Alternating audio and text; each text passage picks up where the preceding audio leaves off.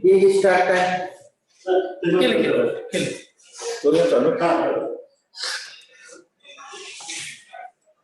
A very good morning to the dignitaries and all the participants on this occasion of the inauguration of Keshav Pawar Library web portal and a webinar on intellectual property rights jointly organized by Internal Quality Assurance Cell, Keshav Pawar Central Library and Invention, Innovation and Incubation Cell of Sadhguru Garge Maharaj College, Karad.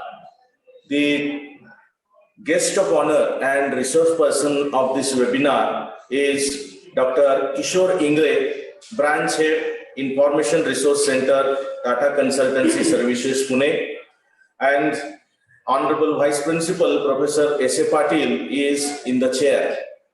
So to begin with, I would like to request to our IQAC coordinator, Dr. Girish Kalyan Shetty, to welcome and to make his introductory speech. Dr. Kalyan Shetty. Very good morning to all of you.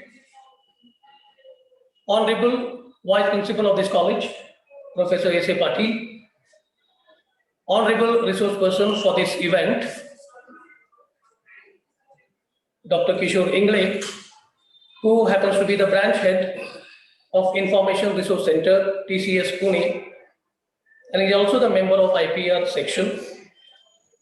The librarian, my friend Mahesh Gaikwad, my colleague and friend, Dr. Sunil Zadhav, library attendant, and all the dear participants of this particular event. In the very beginning, I extend a very warm welcome to all of you who are going to be quite instrumental in making this particular event quite successful. To begin with, I would like to introduce some of the impetus of this college that would definitely help you to perceive some understanding about this college and Internal Quality Assurance Cell. Sadhguru Garge Maharaj College was established way back in 1954 at the confluence of the holy rivers of Krishna and Koyal. The college started with just 54 students on its roll in the year 1954. And today, in the year 2021, we have more than 13,000 students that have been that are educated in this particular premise. We have a provision of KG to PG as well as post-graduation as well as PhD programs on the campus. Our college in the year 2019 has become an autonomous college. It is a NAC A+ grade with 3.63 CGPA. It is a multi-faculty college imparting education in all the streams of art, science, and commerce, along with the professional programs. We do have the conventional as well as the professional programs which are being run on the campus. And among all the different activities that are being conducted on this campus of this college, Internal Quality Assurance Cell happens to be a very important organ which helps the college or which motivates the college to go for the quality education in all the realms of academic activities. It has been conducting workshops, addressing the teaching, learning, evaluation. It has been conducting programs addressing to certain criteria of NAC assessment. And as all of us know, that all the beneficiaries, particularly the parents, the students, the research scholars, they look at the college as a vital seat of wisdom, as a vital seat of research, and they expect the college or as a educational center should come out with some innovation, should come out with certain innovative ideas, should come out with certain innovative activities. And accordingly, IQAC cell of this college has been functioning. It has been functioning quite effectively. And it is mandatory on the part of the college as well as IQAC cell to conduct at least one program addressing this intellectual property right. So for the last couple of years, IQAC has been successfully organizing a workshop on IPR. We have invited various expertise across Maharashtra who have addressed the various aspects of intellectual property right. And today, we are very happy that Dr. Kishore Ingle, who is the branch head of Information Resource Center, TCS Pune, is going to be with us as an expert, as an expertise in this given topic. So we would like to listen to the scholarship of Dr. Kishore Ingle. So once again, I extend a very warm welcome to all of you, to Dr. Kishore Ingle, to all the participants who have gathered virtually for this particular workshop on IPR, which is being organized by IQAC in collaboration with Keshav Rao Pawar Central Library, Invention, Innovation and Incubation Cell of AGM College Karad and Autonomous. Thank you very much. Thank you, Dr. Kalyan Shetty. May I now request to the chairperson of this webinar, Professor S.A. Patil sir, to inaugurate the web portal of Keshav Rao Pawar Central Library. Please, sir.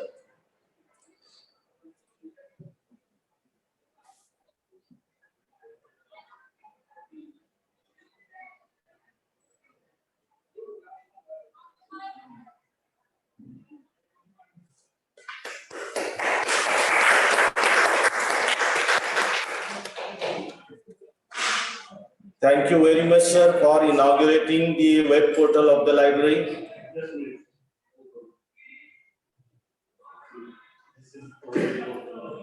This is the web portal of Keshav Rao Pawar Central Library, Learning Resource Center, and this is one of the innovative activities of the college, particularly that has been initiated by our library and the librarian, Mr. Mahesh Gaikwad, which is the database of all those activities, academic activities, evaluation activities, that have been stored on this particular portal.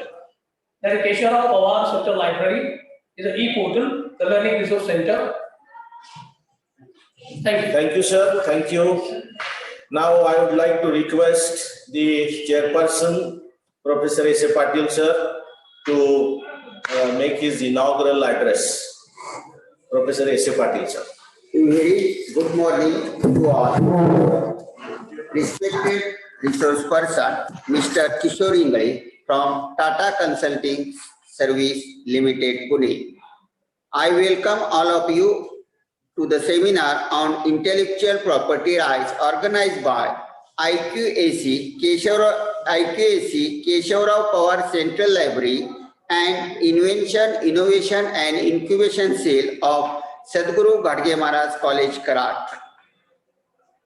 First of all, I declare that the inauguration of Keshav Rao Pawar Central Library web portal has been done. I congratulate our library team from creating this dynamic library web portal. Through this library, web portal users can get access of the library catalog, that is web OPAC, e-books, e-journals, e-syllabus, e-question papers, recorded lectures, academic PPTs, etc. on your mobile and desktop. On the occasion, I appeal all of you to use our library web portal for your academic purpose. Dear participants, innovations and the ideas can transform for further forward. All innovations begin with a simple idea or a thought. A simple thought or idea can build up on and develop into a fully functional innovation, making life easier for the human. Today, more than ever, an idea has worked for more than its face value. Here comes the importance of intellectual property rights. It is a need of the hour to create awareness about the process related to IPR among the academicians, research scholars, students, and entrepreneurs. It is always welcome fact that newer trend in intellectual property rights are introduced for faculty members and research scholars. This webinar is intended to cover various aspects of intellectual property and rights associated with it. Today we have got a well-experienced resource person with us, Mr. Kishore Ingre, member of IPR team of TCS Pune. His vast experience in IPR will definitely enrich the participants.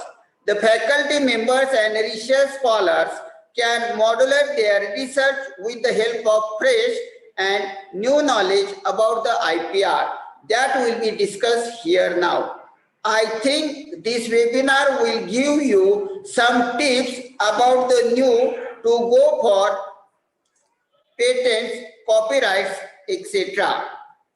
I am happy to congratulate Dr. G.B. Kalyan City, IQAC Coordinator, Mr. Mahesh Gaikwad, Librarian, for organizing webinar which will help all the faculty members and research scholars for their research work. Wishing all of you a very fruitful academic session ahead. Thank you very much. Thank you, Patil sir, for your inaugural address. Now I would like to invite our librarian, Mr. Mahesh Gaikwad, to introduce today's resource person. Mr. Thank Mahesh you, sir. Gaikwad. Thank you. A very good morning to all of you. With the grace of Almighty, on behalf of Ved Shikshan Samstha, HM College, Karara, I am Mahesh Gaikwad, librarian, here for introducing today's resource person. Today, we have with us Mr. Kishore Ingre, who is having 29 years of progressive experience in various fields like government, research and development, private and multinational organizations. Currently, he is working here at TCS Pune and Nagpur Information Resource Center operations. He and his team is involved in process of managing patents and copyrights for TCS, combining niche information products and services and regular library services. He started his career in 1992 with British Council in library field and moved to National Informatics Center as a programmer. His next assignment was with Wokhar Research Center, Aurangabad, where he managed R&D network and established Patents Information Service. He further moved to Lipsys Corporation as a regional coordinator for Western India. While working with Lipsys, successfully planned and executed various projects, provided consulting services for application installation, tuning and user training to British Council, Dhaka and Colombo, Bank of Sri Lanka and University of Moratuwa. Handled clients like universities, IIMs and R&D institutes like DIFR, BAR, NCL, NIB and corporate houses like Toyo Engineering, ONGC, Indian Oil, etc. From Lipsys, he moved to Reserve Bank of India as a manager with Department of Economic Analysis and Policy, where he established a network of information sources from World Bank, IMF, Asian Development Bank, etc. Since last 16 years, he is working with Tata Consultancy Services Limited. Initially, he was part of corporate office Mumbai, handling portfolio consisting of technology development, project planning and execution, manpower and financial budget, etc. He moved to Pune as a branch head from last 8 years back and managing services for R&D unit, TRDDC, having 300 scientists. He is having unique experience of setting up Hikachi Academy for joint venture of TCS Japan and Mitsubishi Corporation at Pune. He received various awards like Faculty of Quarter, Special Achievement Award, On the Spot Award, etc. With teaching as a passion, have been regular faculty at universities as well as engineering and management colleges. He holds bachelor and master degree in computer science as well as master degree in library and information science from Pune University. He published 8 technical papers and presented papers in 3 international conferences in Japan, Thailand, and India. He edited 2 conference proceedings and delivered numerous invited talks. His personal areas of interest are organization development, problem solving using analytics and technology development. With this word, I would like to thank Mr. Kishore Ingre sir for accepting our invitation. Thank you very much. Thank you, sir. Thank you for introducing the resource person. May I now request to the resource person and chief guest of this webinar, Dr. Kishore Ingre, to deliver his keynote address. Dr. Kishore Ingre. Respected Principal, Co-Chair Dr. Kalyan Shetty, Chairman Professor S.A. Patil, respected teachers, and my friend Mahesh there. At the outset, let me say sorry for keeping you people on a hold. Unfortunately, yesterday, mother has been detected COVID-19 and I was in the hospital to complete some of the formalities. That is the reason I could not come out from there. So I had to keep you people waiting. In my organization, if I keep 100 people waiting for 15 minutes, it means that I have spent that many man hours and then we charge that person for keeping those people delayed. Thankfully, thanks to the management of the Sadhguru Kadge Baba College Karad, they are not that kind of a thinking they have. I was not aware that this is a 70+ years old institution having such a fantastic facility of an innovation center and incubation center. Otherwise, probably I would have deep dive into my presentation, which I am just planning to share with all of you now. But don't worry, whenever you feel, okay, there are something else you need to ask me, you can disturb me in between, ask any question anytime, and even post-event also. Whatever queries you may have, which I might not have covered into this presentation, we can discuss offline or on a mail any point of time. At the outset, let me also thanks to all of you people for giving me an opportunity to interact with you people on this kind of a subject, which rarely the colleges have that kind of a intimation or inclination to have this kind of sessions or a special session like an incubation and innovation center. So I congratulate your college for this and we're looking forward for a longer time of a partnership with you people to interact on an academic front also. Coming back to this session, Mahesh just wanted to ask, my screen visible to all of you people? Yes, sir. Yeah. Thank you very much. So why this session? So I'm sure you have a lot of teachers, faculty members, and students also, and researchers. So some of the things probably you might be knowing. I would like to add something, whatever you people know to that one. And then whatever, if I am not able to cover it here, you have any queries, I'll be open for any question and answer. So in this session, what we are going to cover is what is the intellectual property? What is the intellectual property rights? So how intellectual property is different than the intellectual property rights? What kind of various forms of intellectual property rights are there? Predominantly patents, trademarks, copyrights, geographical indications, and trade secrets. Then how do I would like to just give you one question as of now. Let's say, imagine all of us are a advisory member, and then suppose tomorrow a big group, let's say Tata Group of Company or somebody else, a welcome group from outside, they are designing a 7-star hotel in Karad. Let's take an imaginary situation. Now, what you will have to do is, while designing a 7-star hotel, all of us know, okay, what they will have to do it. They will have to have a lot of corridor. There will be some galleries, and they will be putting some paintings over there. They will have a specific menu for them. They will also have a staff costumes. They will have some music gallery or some live performances will be there.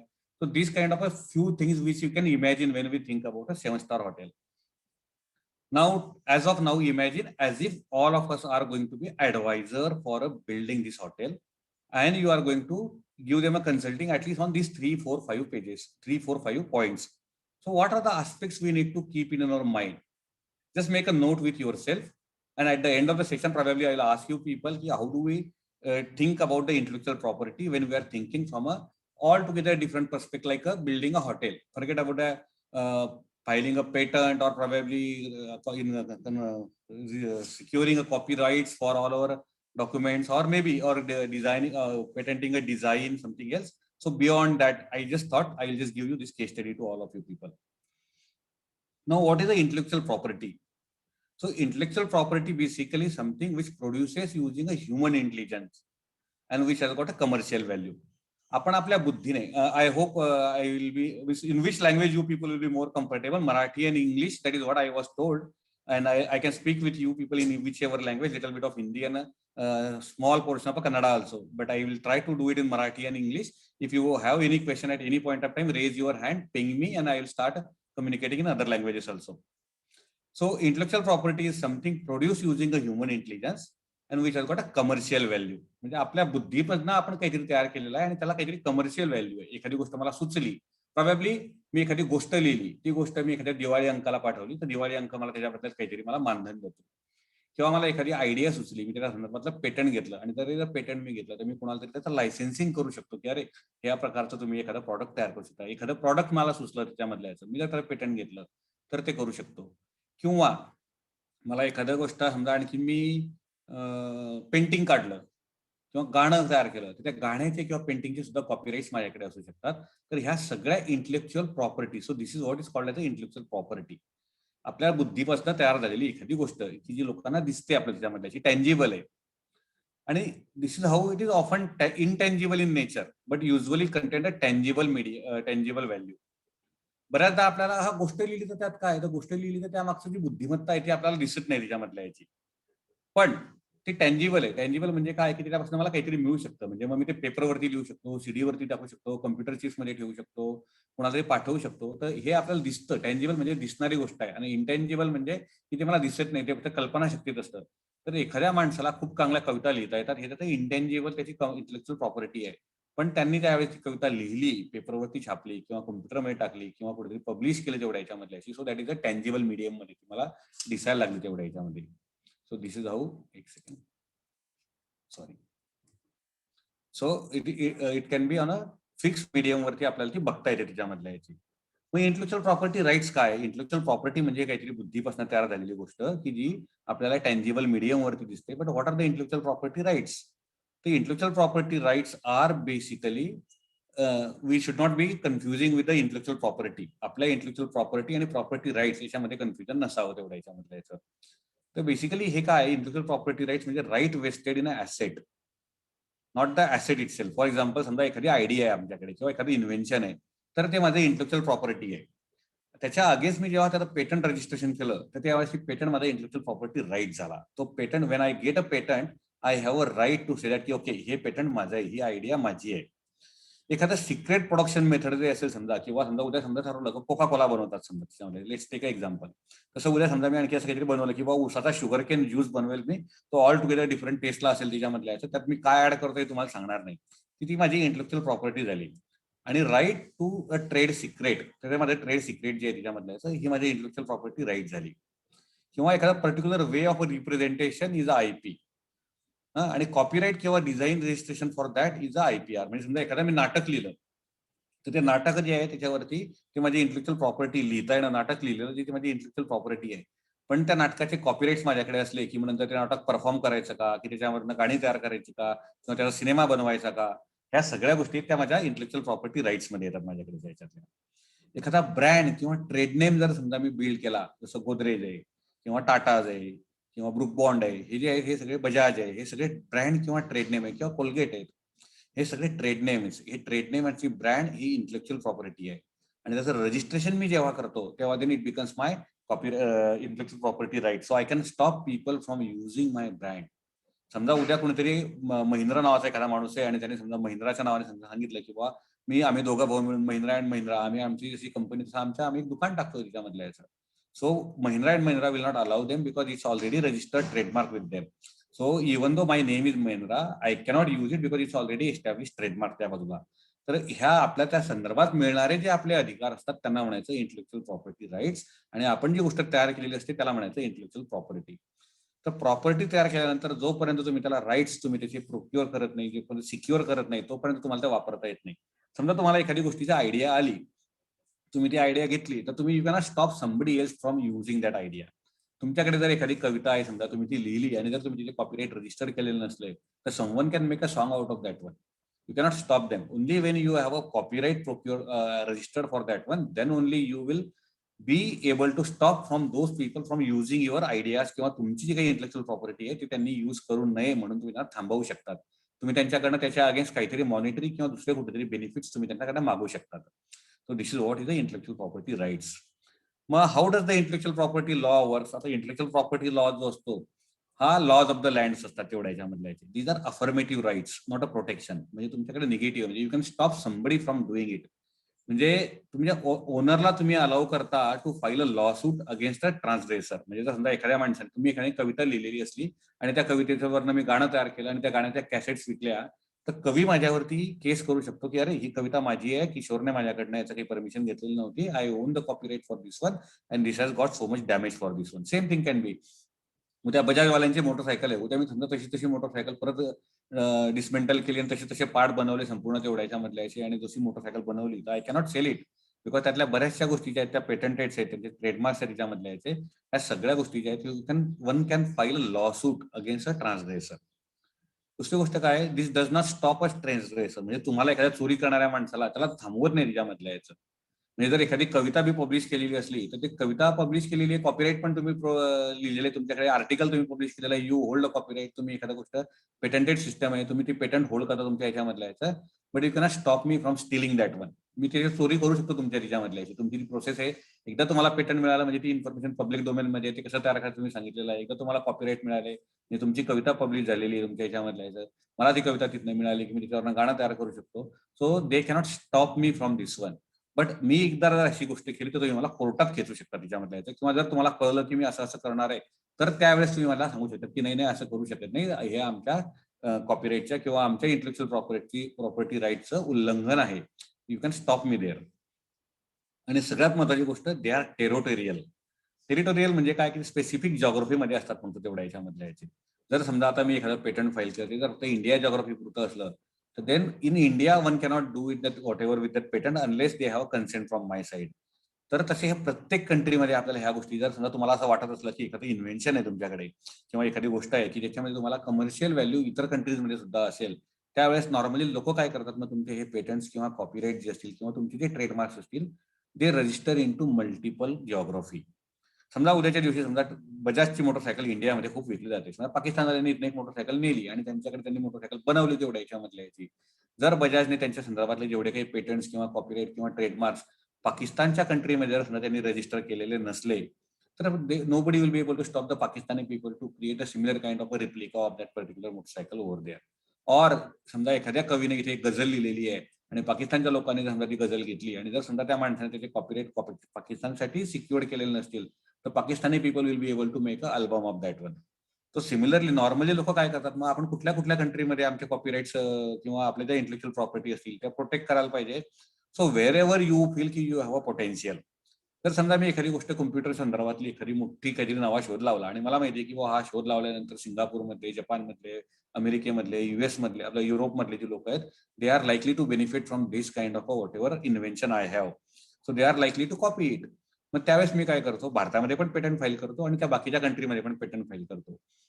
पण समजा मी घानामध्ये patent file केलेली नाही आणि उद्या समजा कोणतरी घानामधल्या एखाद्या माणसाने त्या पेटंटवरनं तिथं तो माझं जे टेक्निक किंवा जे नवीन इन्व्हेन्शन आहे ते वापरून त्याने त्याचे कमर्शियल प्रॉडक्ट केलं तर I will not be able to stop somebody in a Ghana from using my patent. And by the time it has been published over there, I have not protected my intellectual property rights in a specific country.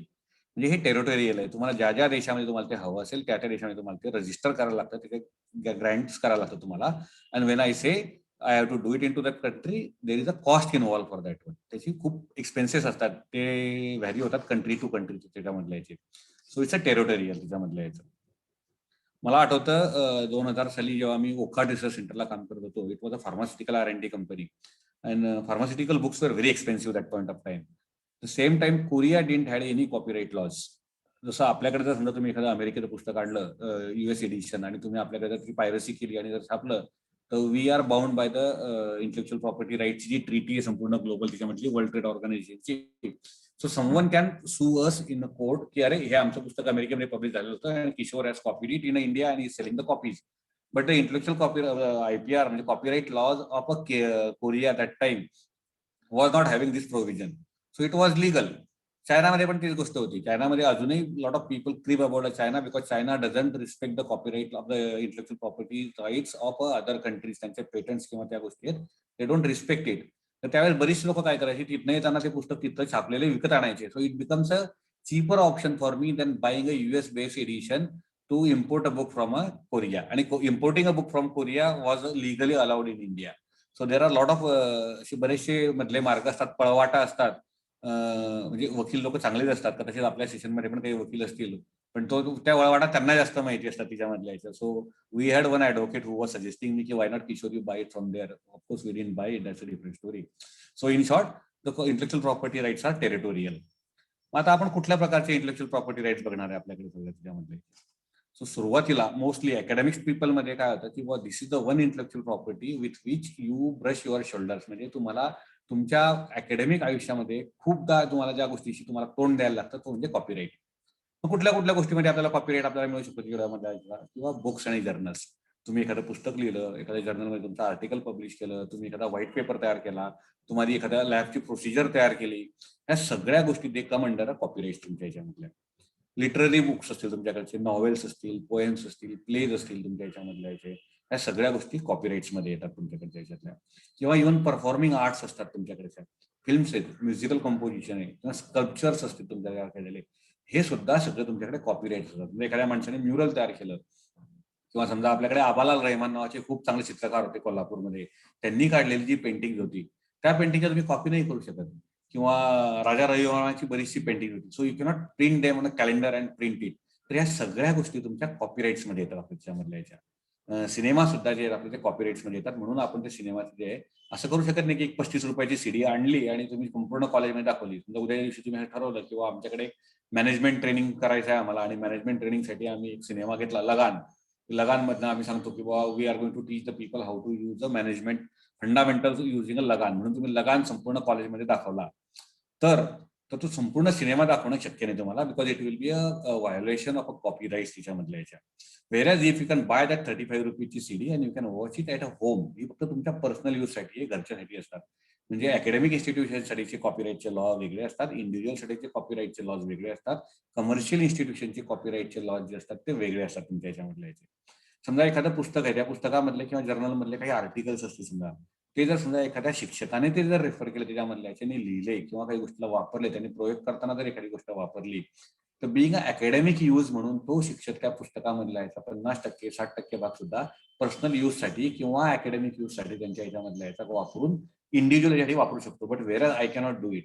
कारण माझी जी company आहे, we are profit making company. I cannot say की okay academic use me लोकांना शिकवत होतो how to use जावा आणि त्याचा अल्गोरिदम, दे से की nothing doing, you are commercial organisation, motto of your organisation is making a profit, so we become a profit making people. So the rules and laws are different for a academics and a profit making company. Photographs आणि drawing असतात ते सुद्धा तुमच्या copyright मध्ये येतात. तुम्ही काढलेले जे फोटोग्राफ्स असतील, ड्रॉइंग असतील, उद्धव ठाकरेंनी वरनं काढलेले जे महाराष्ट्र माझा म्हणजे फोटो आहे, जी एरियल फोटोग्राफी केलेली आहे, all those things come under the photographs तिच्यामध्ये. तुम्ही जर एखादं ड्रॉइंग काढलेलं असेल, पेंटिंग असतील, ते सुद्धा कॉपीराईट्स मध्ये येतात. सॉफ्टवेअरचा जो कोड आहे तो कॉपीराईट मध्ये येतो इंडियामध्ये. You cannot gate a patent on a software. You can write copyright your code. This is slightly different in a different country, but you can have a method patented in India which can also content a software code. समजा मी एखादं product तयार केलं की जो mobile आहे त्याच्यामध्ये एक firmware आहे की तो फर्मवेअर तुम्ही बोललेल्या ज्या गोष्टी ते तुम्हाला मराठीमध्ये टाईप करून प्रिंट करून देऊ शकतो. इमॅजिन सिच्युएशन समथिंग काहीतरी. So that can be patented. त्याच्यामध्ये software code whatever I write it, that software code will be copyrighted and the whole process can be patented त्याच्यामधल्या. So that can be done. So this is something related to the copyright. We will talk more about it once we go further also. Second thing is the patents. Patents मध्ये काय असतं तुमच्याकडे? Patents मला सगळ्या लोकांना माहिती आहे की पेटंट्स म्हणजे एखादी गोष्ट तुमच्याकडे नवीन इनोव्हेटिव्ह आयडिया असली आणि which has got a commercial value त्याच्यामधल्या याची, आणि ती याच्या आधी कोणी केलेली नाही आहे, त्याला काहीतरी व्हॅल्यू आहे, then you can patent that thing. It can be a process, it can be a product, it can be a design.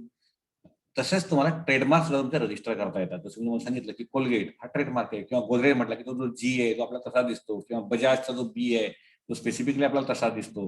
हे सगळे ट्रेडमार्क्स आहेत. हे जे डिझाईन्स असतात त्यामध्ये हे ट्रेडमार्क सुद्धा आपल्याला इंटेलेक्चुअल प्रॉपर्टी राईट म्हणून रजिस्टर करता येतात. Trademark registry office, we have office in Mumbai, Nariman पॉईंटला ऑफिस आहे ट्रेडमार्क रजिस्ट्री, त्यांच्याकडे त्याला फॉर्म असतो, तो भरला की आपण आपला ट्रेडमार्क करू शकतो. किंवा रयत शिक्षण संस्थेचं वडाचं झाड आहे आणि त्याच्या खाली बसलेले गुरुजींचा फोटो आहे आपल्या संस्थापकांचा आणि ते स्टुडंट आहे आपल्या तेवढ्या ह्याच्यामधल्या याचे. So that can be a trademark. तो तुमचा जो आहे, तुम्ही भलेही तुमच्या ह्याची तुम्ही बनवलेला आहे, तुम्ही कमर्शियल व्हॅल्यू ऑर्गनायझेशन नसाल, but you can stop other people using that particular logo. तुमचे जे लोगो वगैरे असतात they also come under trademarks तुमच्या ह्याच्यामध्ये. नंतर डिझाईन आणि industrial design, this can be patented. समजा जसं फॉर एक्झाम्पल, समजा आपल्याकडे पूर्वीच्या काळी खूप लहानपणी म्हणजे 50 वर्षापूर्वी मी जेव्हा लहान होतो तेव्हा आमच्याकडे तेलाची जी बाटली असायची, त्या तेलाच्या बाटलीला ते कॉर्कचं एक झाकण असायचं, त्याला होल असायचं आणि त्याच्याने तेल होतायचं. मग नंतर कावळे आले, मग कावळे आल्यानंतर आता टप्परवेअरची बॉटल आली, त्याचं जे डिझाईन जे आहे त्यातनं जे तेल पडलं तर त्याला एक आणखी छोटं होल असतं, तिथनं ते तेल सांडलं जात नाही, ते खालीच परत जातं तेवढ्या ह्याच्यामधल्या याचा. So that is a design तुमच्या ह्याच्यामधल्या याचं आणि त्याचं commercial value. There could be a design. समजा तुमची पेट्रोल टँकची जी डिझाईन आहे तुमच्या ह्याच्यामधल्या, तुमचा जो हेडलाईट आहे किंवा मोटरसायकलचा किंवा कारच्या ज्या गोष्टी तुमच्याकडे स्टिअरिंग व्हील आहे किंवा काही अनंत गोष्टी असतील तुमच्या ह्याच्यामधल्या, so those designs, industrial designs can be patented. It can be machinery, it can be anything else. विमानाचा पार्ट असेल, काही असेल, तुम्ही लिहित असलेला पेन असाल, त्या पेनचं स्पेसिफिक डिझाईन वेगळं असलं आणि if you are able to justify की how it is different than the other regular pen, ते डिझाईन सुद्धा आपल्याला पेटंट करता येऊ शकतं आणि ते डिझाईन सुद्धा आपल्याला इंटेलेक्चुअल प्रॉपर्टी राईट म्हणून आपली असू शकते तुमच्या ह्याच्यामधल्या. जिओग्राफिकल इंडिकेशन ही काय भानगड आहे, काही जणांना माहिती असेल, काही जणांना माहिती नसेल. This is something recently added into intellectual property लॉच्या याच्यामध्ये. तसं आपण म्हटलं की बाबा कोल्हापुरी चपला आणि पुणेरी पगडी किंवा रत्नागिरीचा हापूस किंवा आसामचा चहा, हे जे संपूर्ण आहेत हे जिओग्राफिकल इंडिकेशन्स आहेत त्यामधल्या याचे. तर याच्यामध्ये दोन गोष्टी असतात. जर समजा ते फूड किंवा त्याचे आयटम्स असतील तर ते त्या भागाने स्पेसिफिकली होतात. म्हणजे हापूस आंबा जो आहे त्याचा झाड मी पुण्यातही लावू शकतो आणि रत्नागिरीचा हापूस म्हणून मी त्याला विकू नाही शकत. कारण रत्नागिरीच्या हापूससाठी रत्नागिरीमध्ये असलेलं सॉइल, तिथे असलेलं टेम्परेचर, तिथे असलेलं त्या पाणी आणि त्याचा वेदर त्याच्यामधलं याचं, it has got a specific taste to that Hapus. So then only I will be able to sell it as a Ratnagiri Hapus. मी त्याचं कलम केलं आणि पुण्यात लावलं आणि त्याचे आंबे मी रत्नागिरी म्हणून हापूस म्हणून जर विकत असलो तो दिस people can sue me same thing. So पुणेरी पगडी जी आहे ती पगडी कशी बनवायची, त्याची एक स्पेसिफिक डिझाईन आहे त्याच्यामधल्या, त्याचे कलर आहे, कॉम्बिनेशन आहे त्याच्यामधल्या. तो पुढचा असणारा तुरा आहे त्याला त्याच्यामधल्या, शार्क फिन सारखं उलट हे असेल त्याला, जी गोष्ट असते ही डिझाईन आहे. किंवा कोल्हापुरी चप्पल आहे. तर हे सगळ्या ज्या गोष्टी आहेत हे जिओग्राफिकल इंडिकेशन्स मध्ये येतात तुमच्याकडच्या याच्यातले. सगळ्यात पहिले जिओग्राफिकल इंडिकेशन होतं स्विस चॉकलेट. हे चॉकलेट आपल्याकडेही बनतं, दुसरीकडेही बनतं. तर स्वित्झर्लंड मधलं जे चॉकलेट आहे, हाऊ इट इज डिफरंट. किंवा आसामची जी चहा आहे किंवा दार्जिलिंगची जी चहा आहे, हाऊ इट इज डिफरंट. ह्या संपूर्ण गोष्टी ज्या आहेत that you can identify a geographical indicator for that one and then only those people can sell it. Okay, हा बासमती राईस अमुक ठिकाणचाच आहे. हे वस्त्र जे आहे हे इचलकरंजीचीच पैठणी आहे किंवा येवल्याचीच पैठणी संपूर्ण तुमच्या याच्यामधल्या याची. तर मग हे जे जिओग्राफिकल इंडिकेशनचे राईट्स असतात हे कुणाकडे असतात, तर बेसिकली ते प्रिडॉमिनेटली सोसायटीजकडे असतात. त्या ठिकाणचा एक ग्रुप असतो की तो जर समजा फार्मिंग प्रॉडक्ट असलं तर ते शेतकऱ्यांची सोसायटी असते त्याच्यामधल्या याची. So those people are only, they can sue other people, they can stop other people from selling those product with their name. समजा उद्या मी कुठेतरी एखादी फॅक्टरी टाकली औरंगाबादला, मी पुणेरी पगड्या बनवतो, माझी फॅक्टरी औरंगाबादला आहे कारण मला लेबर चीप आहे तेवढ्या याच्यामधल्या, आय सेल इट आउटसाइड आहे पुणेरी पगडी. सो द पगडी मेकर्सची जी इन्स्टिट्यूशन असेल पुण्यामधल्या याची, त्यांनी हे जिओग्राफिकल इंडिकेशन त्यांच्या नावाने रजिस्टर्ड आहे. They can stop me from using that brand name और I will have to pay them royalty किंवा त्याचं नुकसान भरपाई त्यांना द्यायला लागते. That is what is called as a geographical indication. आणि हे जिओग्राफिकल इंडिकेशन ग्रोईंग आहे डे बाय डे. आज आपल्याकडे जवळजवळ 100-150 पेक्षा जिओग्राफिकल इंडिकेटर्स इंडियामधले आहेत तिच्यामधले. आणि शेवटचं जे ते ट्रेड सिक्रेट. आता सांगेन as a name employees, trade secret is a secret only. म्हणजे कोका कोला कसा बनवतात हे कुणालाच माहिती नाही. आपण जो काय 15, 20, 25 रुपयाला कोका कोला घेतो तो बनवायची प्राइस असते फक्त 3 रुपये त्याच्यामधल्या. तर त्याच्यामध्ये काही जे कंटेंट आहे स्पेसिफिकली, ते कंटेंट टाकण्यामध्ये जी चव येते, त्याचा तो एक ढेकर येतो, त्यामध्ये सोड्याचं प्रमाण असतं परफेक्ट त्याच्यामधल्या याचं. So that is a trade secret and that is not registered with anybody else, that is always with the company only. आणि जसे की हे आमचं ट्रेड सिक्रेट आमच्याच माणसांकडे राहील, they don't make it public त्याच्यामधल्या याचं. सो ट्रेड सिक्रेट की जे तुम्हाला माहिती, समजा उद्याच्या दिवशी मी एखादी गोष्ट तयार केली, समजा मी असं समजा वॉटर फिल्टर तयार केला, एक छोटा वॉटर फिल्टर तयार केला की जो बॉटलला जोडला किंवा वॉटर बॉटलला जोडला, त्याच्यानंतर तुम्ही कितीही घाण पाणी भरलं तरी वॉटर मधलं पाणी बाहेर पोर करताना ते पाणी स्वच्छ होऊन येईल. इमॅजिनरी सिच्युएशन पकडा समजा तुम्ही. आणि मग त्याच्यामध्ये समजा मी काही गोष्टी ऍड केल्या की ऍक्टिव्हेटेड चारकोल आहे, काय आणखी काय वाळू आहे, बिळू आहे, आणि मी असं एखादं हिडन हे टाकला की जे फक्त मला माहिती आहे की ही गोष्ट पाणी स्वच्छ करतं, which is not known to the other people. किंवा लोकांनी शोधावं तिच्यामधल्या याचं. I am not going to tell you people. तर ते माझं ट्रेड सिक्रेट आहे तिच्यामधल्या याचं. So I will not share with anybody else. I will keep it with myself. That is called as a trade secret. It is not registered with any of the intellectual property right, but it's a intellectual property. ती तुमची स्वतःची intellectual property आहे. जर समजा माझं समजा कोणतरी steel केलं तिच्यामध्ये, जर समजा तसं बनवलं कोणीतरी, देन आय कॅन सू की हे माझं ट्रेड सिक्रेट आहे आणि यांनी अशा पद्धतीने चोरी केलं. If I am able to prove की त्यांनी ती चोरी केलेलं आहे, then only I will be able to stop the other people. समजा उद्या मी कोका कोला सारखा घरी गोष्ट बनवली आणि सेम कोका कोला सारखी चव द्यायला लागलो आणि त्यांच्या लक्षात आलं की अरे हे सगळं आपलं सिक्रेट किशोरने चोरलेलं आहे, तर then only they can sue me. Otherwise but they will have to prove it की ओके मी त्यांच्याकडनं ते पळवून आणलेलं आहे, चोरलेलं आहे संपूर्ण तेवढ्या याच्यामध्ये. Right, will go ahead. Copyright काय असतं बेसिकली, तर will see more in to copyright त्याच्यामध्ये. कारण आय फेल्ट की more of academic people they get in touch with this intellectual property very often. बऱ्याचदा आपल्या आयुष्यामध्ये आपल्याला कॉपीराईटची मॅक्सिमम वेळेस अकॅडमिक मध्ये लोकांचं काम पडतं.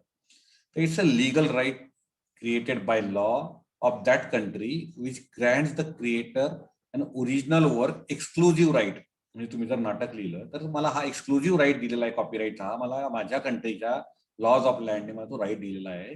की तो राईट कशा संदर्भातला आहे, त्याचं डिस्ट्रीब्युशन, त्याचं यूज करायचं, त्याला कोणाचं काय भाषांतर करायचे, त्याचे वेगळे फॉर्म्स तयार करायचे तेवढ्या याच्यामधल्या याचे, हे सगळे जे कॉपीराईट मला दिलेले आहेत इन्क्लुडिंग फेअर यूज.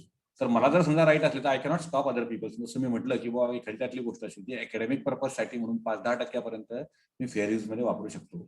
मी जर ती गोष्ट वाचली आणि त्या गोष्टीचा दुसरीकडे कुठे उल्लेख करत असलो तेवढ्या याच्यामधल्या याचा, मी त्या माणसाला ड्यू क्रेडिट देतो तेवढ्या याच्यामधल्या याचा, so I can use that particular creation of you people. म्हणजे त्या समजा असं समजा की सरांनी एखादा महेश गायकवाडने एक पेपर लिहिलेला आहे लायब्ररी सायन्स संदर्भातला, आणि समजा त्या पेपरमध्ये काही काही लिहिलेलं आहे त्याचं कॉपीराईट आहे त्यांच्याकडे, त्यांनी कॉपीराईट त्यांनी प्रोक्युअर रिझर्व्ह केलेला आहे. ते संपूर्ण आर्टिकल मी वाचलं आणि त्यातला काही भाग मी दुसरीकडे रेफर करतो तेवढ्या याच्यामधल्या याचा ऍज अ रेफरन्स म्हणून, किंवा मी सांगतो की बाबा महेश गायकवाडांनी सांगितलेलं ह्या गोष्टीप्रमाणे अशी गोष्ट झाली त्याच्यामधल्या याची, तर ह्याला क्लेम करून मी ह्या पुढची गोष्ट लिहितोय. So which is a fair use त्याच्यामधल्याचा. So that kind of purpose is allowed into this. मग आपल्याला कॉपीराईट काय काय करतो, आपल्याला काय काय परमिशन देतो कॉपीराईट, त्याच्या मल्टिपल कॉपी काढायला, त्याचं डिस्ट्रीब्युशन करायला, त्याचे डेरिव्हेटिव्ह फॉर्म्स तयार करायला, ते ट्रान्समिट करायला, त्याच्यावरती परफॉर्मन्स तयार करायला, ते ट्रान्सलेट करायला, स्टोअर करायला. म्हणजे समजा एखादं पुस्तक समजा कोणीतरी लिहिलं, असं समजा की बाबा एक गोष्टीचं पुस्तक कराडमधल्या आमच्या इंग्लिशच्या सरांनी एक नॉव्हेल लिहिलं याच्यावरती काहीतरी शिवाजी महाराजांच्या याच्यावरती, किंवा आणखी कुठलं तरी एखादं नॉव्हेल लिहिलं, तर त्या नॉव्हेलच्या कॉपीज आणि त्यांचे कॉपीराईट सरांकडेच जर असले तर त्याच्या कॉपीज काढायच्या, किती एडिशन काढायच्या, त्या किती विकायच्या, केवढ्याला विकायचं, काय काय, ते संपूर्ण राईट फक्त त्या सरांकडेच असतील. ते विकायचे, दुसऱ्या लोकांना द्यायचे, फुकट द्यायचे का विकत द्यायचे, दुसरीकडे कुठे डिस्ट्रीब्यूट करायचे, ते डिस्ट्रीब्युशनचे राईट सुद्धा त्यांच्याकडे असतील. त्या कादंबरीवरती एखादा सिनेमा तयार करायचा, त्या कादंबरीवरती एखादं नाटक तयार करायचं, त्या कादंबरीवर एखादा आणखी दुसरा कुठला एखादा डेरिव्हेटिव्ह तयार करायचा, परफॉर्मिंग आर्टचा किंवा कुठला तरी डेरिव्हेटिव्ह, त्या कादंबरीवर आधारित सिनेमा, त्या कादंबरीवर आधारित नाटक, त्या कादंबरीवर आधारित एखादा एकांकिका, तर it's a derivation of that particular novel.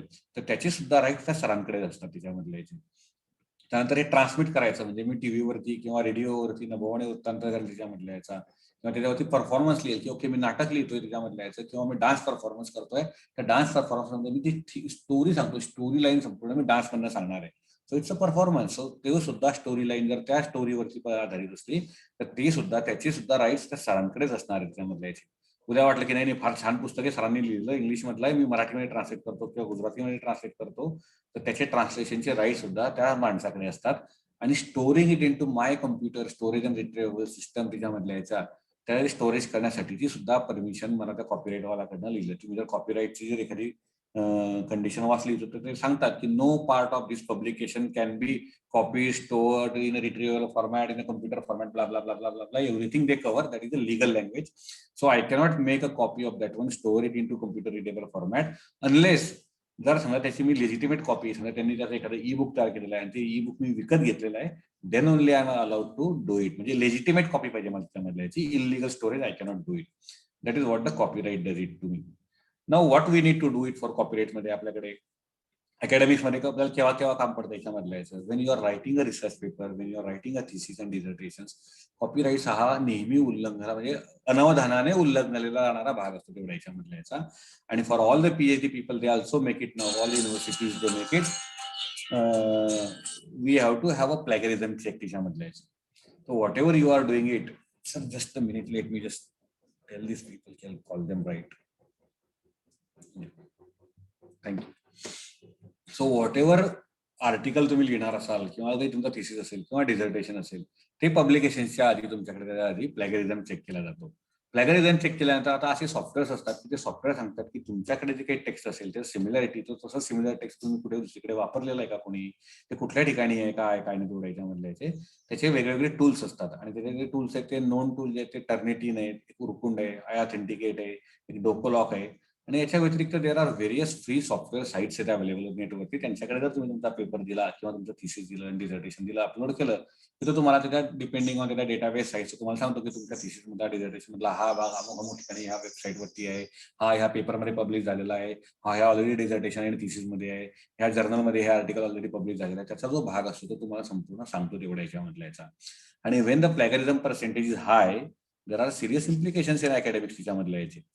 तर युजीसीच्या आणि AICTEच्या नियमानुसार अप टू 10% जो असतो त्याच्यामधलं प्लॅगरिझम कंटेंट इज ऍक्सेप्टेबल. कारण because people have to refer, they have to quote it something की अरे ह्या माणसाने जे काही केलेलं आहे त्याचा मी रेफरन्स देतोय, त्याचा कोट देतोय. So up to 10% is acceptable for of the UGC आणि AICTE पब्लिकेशन्स. मोर दॅन 10% जर असलं तर then they ask you to withdraw your manuscript, retract your paper आणि तुमच्यावरती डिपार्टमेंटल ऍक्शन होऊ शकते. जर समजा असं झालं की एखाद्या वेळेस चुकून तो पेपर प्लॅगरिझम चेक न जाता किंवा त्यावेळेस लक्षात न येता तो पेपर पब्लिश झाला, पब्लिश झाल्यानंतर जरी समजा लक्षात आलं तरी तो पेपर रिट्रॅक्ट केला जातो. म्हणजे तो सांगतात त्या वेबसाईटवर की हा पेपर जो होता याच्यामध्ये प्लॅगरिझम कंटेंट हा होतं म्हणून तो पेपर आपण रिट्रॅक्ट केलेला आहे आणि टीचर्स आणि त्यांच्यावरती स्टुडंट्सवरती डिपार्टमेंटल ऍक्शन्स होतात त्यामध्ये. There is a provision in a law by UGC as well as AICTE. So 40 to 60% पर्यंत असलं त्या माणसाचं अॅन्युअल इन्क्रीमेंट जातं, त्या माणसाला शो कॉज नोटीस जाते तेवढ्या याच्यामधल्या याची. आणि जर मोर दॅन 60% असलं तर they cannot take any research students including masters for 3 years. त्यांना पुढच्या बऱ्याचशा गोष्टी बंद केल्या जातात. हे प्रोव्हिजन बऱ्यापैकी जुनं आहे. Since I don't deal with the academic provisions त्यामधल्या आता मधल्या काळामध्ये त्या AICTE किंवा UGCने जर समजा रिवाइज केलेल्या असेल तर कदाचित त्या मला माहिती नाही आहे. आम्ही 2-3 वर्षापूर्वी जेव्हा बघितल्या होत्या त्यावेळेस ही सिच्युएशन होती तेवढ्या याच्यामधल्या याची. So what I am supposed to do it, why I am doing it, I need to give a proper references. म्हणजे मी दुसरं कोणाची जे कॉपीराईट आहे ते नुसतं कॉपी पेस्ट करायचं नाही माझ्या याच्यामधल्या. If I am using it I have to give a proper references and whatever publication I am creating और whatever thesis and dissertation I am writing I have to make sure which is within a limit of a permitted copyright permissions तिच्यामधल्या याच्या. So this is the one thing. त्यानंतर तुम्ही बऱ्याचदा कसं असतं किंवा images किंवा कंटेंट्स असतात नेटवरचे ते खूप ठिकाणी लोक पेपर्स मध्ये वगैरे लिहितात की अरे हे सर नेटवरती फुकट आहे तुमच्या याच्यामधलं याचं. So I just copied a image from there. So whatever is available free on the net doesn't mean that you can use it for your publication and other things. There are a lot of खाली star लावलेले असतात तेवढ्याच्यामधले. So all unless specified की ही copy left आहे किंवा unless they have allowed you to use it, कदाचित त्यांनी तिथे लिहिलेलं असतं and you write to owner of the person who has created the page किंवा त्याचे जे ओनर असतील त्यांना जर तुम्ही लिहिलं आणि सांगितलं की okay I would like to use it आणि जर त्या माणसाने तुम्हाला परमिशन दिली तर यू कॅन यूज इट त्याच्यामधलं याचं. So whatever is available on the net, which is not a copyright free, don't get confused with this one. हो ते सगळं फुकट असं त्याच्यामधलं आहे, so I can copy with you. दुसरी गोष्ट ओपन ऍक्सेस पब्लिकेशन्स असतात त्याच्यामधल्या. तर बऱ्याच लोकांना असं वाटतं की ओपन ऍक्सेस आहे म्हणजे काय फुकटच दिलेलं त्याने, I can copy it. No, it's not like that. Even though it's a open access publication, the copyrights are reserved by either publisher or author or someone who owns the copyright तेवढ्या याच्यामधल्या याचे. So something has been published into open access doesn't mean that you can left and right copy it. Still the copyrights are with those people. फक्त त्यासाठी जे journal आहे त्याला तुम्हाला पैसे पे करायला लागत नाही. ओपन ऍक्सेसचे जे पब्लिकेशन्स असतात, एखादं पेड जर्नल, आजकाल बरेचसे जर्नल्स असे असतात की ते दोघं टाईपची जर्नल्स आर्टिकल्स तुमच्याकडे पब्लिश करतात. काही आर्टिकल्स असतात ते तुमच्याकडे ओपन ऍक्सेस असतात आणि काही आर्टिकल्स असतात ते ओपन ऍक्सेस नसतात. समजा फॉर एक्झाम्पल नेचर आहे, तर Nature I cannot get every article free from there, but Nature also publishes some of the open access publication. So it's a agreement between author and the publisher. Author says की नाही मला काही त्याच्यातलं नाही आहे, I want to keep it in open access to anybody. Then nature will allow me to see that particular article published in a nature as a free of cost. That is what is open access, but that doesn't mean that you can copy it from there and use it anywhere else. That's what the open access. Similarly open source software जे असतात त्याच्यामधल्या की हो त्यात काय software सगळं त्यांनी ओपनच ठेवलेलं आहे त्याच्यामधल्या, so I can copy it त्याच्यामधल्या याचं. No, this is another misconception. You can use the open source software, but you cannot, there are certain limitations of using that open source software. समजा उद्या एखादं ओपन सोर्स सॉफ्टवेअर आहे आणि ते open source software वापरून जर मी एखादं commercial software तयार केलं आणि जर मी समजा सॉफ्टवेअर बाहेर विकत असला So there are lot of terms and conditions of that open source software. Normally there are two kind of permissions त्याच्यामधल्या याच्या एक त्याची जी लॉज असतात ते दोन प्रकारचे त्यांचे परमिशन्स असतात. सो दे अलाउ यू की जर तुम्ही समजा हे कॉन्ट्रीब्यूट करणार असला परत आणखी ओपन सोर्सच्या कम्युनिटीला तर तुम्ही वापरू शकता. If you are going to use it as a commercial product म्हणून तुमच्या याच्यामध्ये यायचा so you have to pay a paid licence fee to the people who have develop the open source software त्याच्यामधल्या याच्या. So there are different terms and condition. So whatever is available over there, that's free for use, but that doesn't mean that you can use it and then you can use the commercial value for that one, or you'll have to give a due credit to those people also. So those licenses are Creative Commons license is a common license. Normally people use it. There are 8 or 10 different clauses of a Creative Commons licenses, and they will decide what kind of a open source system or what kind of a open access publications we have over there. Now आता बऱ्याचदा ह्या गोष्टी असतात संपूर्ण याच्यामधल्या की ठीक आहे. So does it stop me from using any of the publications. मग असं असलं तर can I use somebody else paper किंवा मी ह्या गोष्टी ओपन ऍक्सेस पब्लिकेशन वापरणारच नाही का किंवा नेटवर्कची माहिती वापरणारच नाही का. Yes you can use it. There are ways and means to do this one. You have to obtain a permission from a publisher to store a copy of published paper. समजा उद्या तुम्ही म्हटलं की नाही महेश गायकवाडांनी ठरवलं की आमच्या रयत शिक्षण संस्थेमध्ये 200 विद्यार्थी सर आणि बरेचसे 50-60 विद्यार्थी PhD असतात, MPhil चे असतात सगळे, आणि त्यांनी ज्या गोष्टी तयार केलेल्या आहेत त्यांचे मी एक इन्स्टिट्यूशनल रिपॉझिटरी तयार करतोय. त्यांची प्रोजेक्ट थिसिस डिझर्टेशन्स प्लस आमच्या शिक्षकांनी पब्लिश केलेले पेपर की जे बाहेरच्या जर्नल्समध्ये पब्लिश केलेले आहेत ह्याची सुद्धा मी माझ्याकडे कॉपी ठेवतो समजा तेवढ्या याच्यामधल्या याची. So we cannot keep it because when normally 99% of the time when you publish an article with any of the journal people or even conference proceedings जर तुम्ही घेत असला तर conference proceeding मध्ये सुद्धा they get a copyright declaration form signed from you which normally we don't read it. आपण त्याला अंधारीपणाने सही करतो क्रेडिट कार्डच्या रजिस्ट्रेशन सारखी आणि देतो. त्याच्यामध्ये त्यांनी ते कॉपीराईट जे असतात ते त्या पब्लिशरकडे किंवा त्या ऑर्गनायझर्सकडे त्यांनी ते कॉपीराईट त्यांच्याकडे रिझर्व्ह करून ठेवलेले असतात. म्हणजे even though you are author of that paper the copyright belongs to publisher किंवा copyright belongs to organizer of the conference.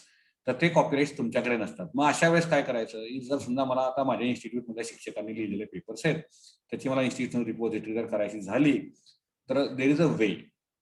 तुम्ही याच्यापुढे तुमच्या educate all your teacher, all your research students, all the people who have potential to publish your journal whenever they are writing a article and they are publishing it anywhere else. कारण तुम्हाला API साठी लागतं संपूर्ण सगळ्या गोष्टीसाठी आपल्या याच्यातल्या research work करताना PhD स्टुडंटला पब्लिश करायला लागतं तेवढ्या याच्यामधल्या याचे.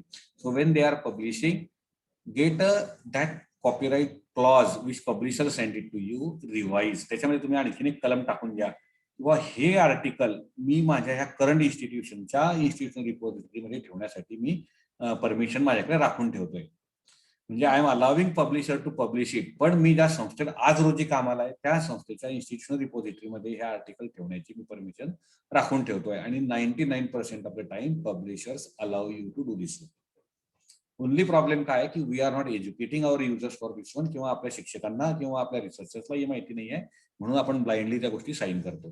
तर ठीक आहे आता याच्या पुढे आम्ही काळजी करू. पण याच्या आधीच्या ज्या गोष्टी पेपर्स पब्लिश केलेले त्याचं काय करता येईल. तर as per law earlier papers पब्लिशच्या बाबतीमध्ये प्री पब्लिकेशन कॉपी तुम्ही एखादी गोष्ट त्यांच्याकडे पाठवली की त्यानंतर ते तुम्हाला एखादी कॉपी परत पाठवतात सांगतात की हे चेंजेस करायचे तिच्यामधल्या याचे आणि ती कॉपी आणि तुमचा पब्लिश पेपर याच्यामध्ये 95% ऑफ द टाइम सिमिलॅरिटी असते त्यामधल्या याची. 5% फक्त जे वेगळे असतात त्यांनी जे तुम्हाला चेंजेस करायला सांगितलेले असतात ते pre publication copy you can put it in to institutional repository. That copyright doesn't have with the publisher. That copyright belongs to a author तिच्यामधल्या याचा. आणि documents if likely to have a commercial value. तुम्हाला तर असं वाटत असलं की मी एखादा व्हाईट पेपर लिहितोय किंवा मी एखादी प्रोसिजर तयार करतोय त्याची कमर्शियल व्हॅल्यू असू शकते तुमच्या याच्यामधल्या याची. Then what you should do is you should file a copyright form त्याच्यामधल्या याचा आणि you should protect your copyright तुमच्या याच्यामधल्या याची. त्याची फी फार काही एक्सपेन्सिव्ह नाही आहे, 500 रुपयेच आहे. पण त्याची प्रोसिजर जी आहे अनफॉर्च्युनेटली स्टील मॅन्युअल आहे. They don't accept the 500 rupees by digital payment. त्यांना अजूनही तुम्हाला DD काढायला लागतो आणि अनफॉर्च्युनेटली त्याचं ओनली ऑफिस आपल्याकडे जे आहे ते दिल्लीला पाठवायला लागतं. प्रोसिजर आहे त्याच्यामधल्या याची. So you have to do it. तर ती एक प्रोसिजर असते. ती जर तुम्ही समजा पूर्ण केली तर then you own the copyright for that one. So academics मध्ये आय थॉट दॅट की okay this is one particular thing I need to make you people aware about it. Copyright I am sure you must be aware about the major cases. तुम्हाला माहितीच असेल किंवा देशमुख आणि कंपनीचं त्याने vice खंडकारांचं Yayati आणि आणखी 13 टायटल संदर्भातली एक केस होती. विसे खांडेकरांचे लिगल हेअर्स म्हणजे त्यांचे नातूपंटू वगैरे जे आहेत ते आणि देशमुख आणि कंपनीचं असं म्हणणं होतं की बुवा याचे कॉपीराईट्स आमच्याकडे आहेत, वेगळ्या त्यांचं म्हणणं असं होतं की बुवा याचे कॉपीराईट तुमच्याकडे नाही आहे. आणि ते पेपरमध्ये मोठं प्रकरण गाजलं होतं आपल्याकडे संपूर्ण याच्यामधल्या. केस तुम्हाला नक्कीच माहिती असेल. वरची जी केस आहे कदाचित ती तुम्हाला माहिती नसेल, दिल्ली युनिव्हर्सिटीची केस जी आहे किंवा ती रामेश्वरी फोटोकॉपी सर्व्हिस केस म्हणून जर तुम्ही गुगल केलं संपूर्ण एवढ्या याच्यामध्ये, ह्या दोघं गोष्टी नुसतं तुम्ही गुगल केल्या की तुम्हाला पूर्ण केस येईल. तर case in Delhi University campus was there की दिल्ली युनिव्हर्सिटीच्या कॅम्पसमध्ये एक रामेश्वरी फोटोकॉपी सर्व्हिस नावाचं एक दुकान होतं. त्या कॅम्पसमध्ये बरेचसे दुकान असतात, कंझ्युमर स्टोअर असतं, काही असतं, तसं एक दुकान होतं की त्यांना त्या विद्यापीठाची जागा भाड्याने, एक टपरी वजाचं दुकान त्यांना भाड्याने दिलं होतं. आता ते टपरीवरचं दुकान काय करायचं की काही सायन्सचे जे काही होते पेपर्स होते, काही सब्जेक्ट्स होते, त्याच्यासाठी जे त्यांच्याकडे kind of a question bank सारखं किंवा रेडीमेड मटेरियल नोट्स होत्या की जे एकत्र बाइंड करून ते झेरॉक्स करून पोरांना विकायचे. त्याच्यामध्ये 3 वेगवेगळ्या पब्लिशरचे महत्वाचे आर्टिकल्स होते. Taylor and Francis was one of them आणि आणखीन 2 कुणीतरी होते तेवढ्या याच्यातले. मला नावं आठवत नाही, माझ्या नोट्समध्ये असतील कदाचित ते. तर ते दोघं तिघं पब्लिशरच्या लक्षात आलं की अरे हे आपले पेपर्स आहेत, आपले कॉपीराईट होल्डर्स आहेत आणि हे रामेश्वरी फोटोकॉपीवाले प्रत्येक याच्यामध्ये त्याचा एक सेट करतात आणि विद्यार्थ्यांना विकतात तिच्यामधल्या याचे, नुसतं झेरॉक्सच्या कॉस्टमध्ये तेवढ्या याच्यामधल्या याचे. तर त्यांनी ती केस टाकली आणि तो छोटा फोटोकॉपीवाला पकडून काय होणार त्याच्यामधल्या याचं, म्हणून ते make a Delhi University as a party to it. त्यांचं असं म्हणणं होतं की बाबा दिल्ली युनिव्हर्सिटीने ही जागा यांना भाड्याने दिलेली आहे, म्हणजे दिल्ली युनिव्हर्सिटी इनडायरेक्टली याच्यामध्ये इन्व्हॉल्व आहे. So that was a case आणि सगळे पब्लिशर्स कोर्टात गेले आणि दिल्लीमध्ये गेले आणि फॉर्च्युनेटली ती केस आपण जिंकलो. That is a different story. तर कोर्टाने ज्यावेळेस सांगितलं की बाबा तुमची जी गोष्ट आहे संपूर्ण तुमचे जे कॉपीराईट्स आहे त्याच्यामधले we respect your copyright. First of all they are not copied left and right everything and anything from those particular articles किंवा बुक्स किंवा तुमचे जे जर्नल्स असतील त्याच्यामधल्या याचं. Whatever was copied from a multiple sources and that comes under a fair use doctrine तुमच्या याच्यामधल्या याचं. दुसरी गोष्ट त्यांनी सांगितली होती की बाबा हे जे जर्नल्स आहेत, पब्लिशर्स आहेत, यांची जी कॉपीराईट फीज आहे ती एक्सपेन्सिव्ह आहे, खूप एक्सपेन्सिव्ह आहे. $35 एखादा रिसर्चर, समजा मी जर मास्टर डिग्री करणारा विद्यार्थी असेल समजा कराडमधला, MSc करतो आणि मला एखाद्या आर्टिकलचे 2,500 लागणार असं तर $35 जर पे करायचे म्हटले तर 35 × 70 हे एका आर्टिकलसाठी. So which is not affordable in India तुमच्या याच्यामध्ये. So you have to make it affordable असं त्यांनी त्यांचे कान टोचले संपूर्ण तिच्यामधले याचे आणि ती केस जिंकली दिल्ली युनिव्हर्सिटीमध्ये. So the publishers lost that case. पण आता अशा गोष्टी कधीही होऊ शकतात पुढच्या याच्यामधल्या. समजा उद्या दिवशी उद्या मी प्रायव्हेट युनिव्हर्सिटी काढली, समजा DY पाटील युनिव्हर्सिटी आपल्याकडे आहे. So DY Patil university is for money making नाव. आता एज्युकेशन वगैरे हा काही भाग नाही राहिलेला. I am sorry to say that. कारण ते चार्ज यू हेफ्टी त्याच्यामधल्या याची विद्यापीठाच्या फी पेक्षा. किंवा समजा उद्या आणखी एक XYZ आणि प्रायव्हेट युनिव्हर्सिटी काढली त्याच्यामधल्या याची. So their objective is to make a money out of that one. आणि if something goes wrong with them that university and जर समजा त्याच्यामध्ये ते कॉपीराईटचे एखाद्या केसमध्ये सापडले, so there will be different case त्याच्यामधल्या याची because that is a commercial university. Delhi university was purely for educational purpose. So here education is a business in a private university. So the rules and interpretation of a copyright will be different for a commercial university and the rules and interpretation of a laws will be different for a purely educational purpose. UGC accredited आमच्या university त्यासाठी. So the all teachers, researchers, faculty members, students and librarians, we need to be aware about this. We need to make our stakeholders educate them about this one. आणखीन एक interesting केस होती की बाबा same thing. लोकांना असं वाटतं की बाबा हो न्यूजपेपर आहेत ना संपूर्ण याच्यावरती फुकट असतो वेब पेजवरती त्यांच्या. Times of India, let's say की टाइम्स ऑफ इंडिया किंवा महाराष्ट्र टाइम्स किंवा लोकसत्ता किंवा सकाळ त्यांच्या याच्यावरती फुकट अलाव करतात मला तेवढ्या याच्यामधल्या याच्या. आणि समजा त्याच्यामधली एखादी एक बातमी आलेली होती की बाबा साताराची एडिशन आहे सकाळची, त्या सातारा एडिशन मधल्या याच्यातल्या 4थ्या पानावरती एक बातमी आलेली आहे की बाबा शिक्षण संस्थेने एवढं मोठं भव्य दिव्य यश त्यांच्या याच्यामधल्या याचं. आणि तुम्ही ती जी लिंक आहे त्या पर्टिक्युलर आर्टिकलची लिंक जर समजा तुम्ही बाहेरच्या समजा 1000-2000 लोकांना पाठवली तुमच्या याच्यामध्ये, स्टुडंट्स आहे तुमच्याकडे, प्रॅक्टिकली पॉसिबल आहे तुमच्या याच्यामधल्या याचं, so that can be a copyright violation. There was an interesting case in the US. Same thing happened into one of a newspaper. It was a commercial institution like my organization. It wasn't my organization. Let me make you very clear. TCS नव्हतं, दुसरी एक commercial institution होती. त्या commercial इन्स्टिट्यूशनने काय केलं की त्यांच्या न्यूजपेपरमध्ये आलेली एक जी बातमी त्याची डीप लिंक दिली. म्हणजे त्या लिंकला क्लिक केलं की डायरेक्ट त्या 4थ्या पानावरच्या त्या पर्टिक्युलर न्यूजलाच माणूस जायचा आणि ती लिंक त्यांनी संपूर्ण त्यांच्या लोकांना शेअर केली. आणि त्या न्यूजपेपरवाल्यांनी त्यांना सू केलं ना कोर्टामध्ये. ते म्हटलं की तुम्ही हे जी आहे आमचं कॉपीराईट तुम्ही व्हायोलेशन्स केले. आणि मग त्यांनी जो युक्तिवाद केला कोर्टामध्ये, त्यांनी असं म्हटलं की बाबा मी माझं संपूर्ण कंटेंट जे वेबवरती फ्री ठेवलेलं आहे that is for all people. आणि I am expecting people to come to my home page, माझ्या होम पेजवरती यावं, त्या दिवसाच्या पेपरला क्लिक करावं, मग नंतर त्यांनी त्या पेजवरती जावं, असं करावं. आणि हे करत असताना त्या बाजूला ज्या काही जाहिराती दिसल्या जातात त्या जाहिरातीमधनं मला उत्पन्न मिळतं. पण यांनी काय केलं की डायरेक्ट डीप लिंक कॉपी केली आणि त्यांनी ह्या इतक्या एन नंबर ऑफ लोकांना पाठवलं, त्यामुळे इतक्या एन नंबर ऑफ लोकांनी माझ्या इतक्या multiplied by M number of advertisement त्यांनी बघितल्या, आता त्या बघितल्या नाही गेल्या, त्याच्यामुळे माझं इतक्या $1 मिलियन किंवा इतक्या $1 बिलियन नुकसान झालं, असं त्यांनी त्याच्यावरती दावा ठोकला होता. And they won the case. So न्यूजपेपरची जरी समजा बातमी असली काही असली तर you have to give them only त्या न्यूजपेपरच्या हेडलाईन्स किंवा होमपेजची लिंक द्यायला पाहिजे आणि खाली स्पेसिफिकली यायला पाहिजे किंवा ह्या तारखेचा न्यूजपेपर, ह्या तारखेच्या पेजवरती वगैरे वगैरे तुम्ही जा. You cannot give a deep link तुमच्या याच्यामधल्या याची. I thought that I'll just make you people aware about this one. Then let's come to the patents. Okay, Mahesh, I hope I have another 20-30 minutes easily, right? And then followed by some question answers.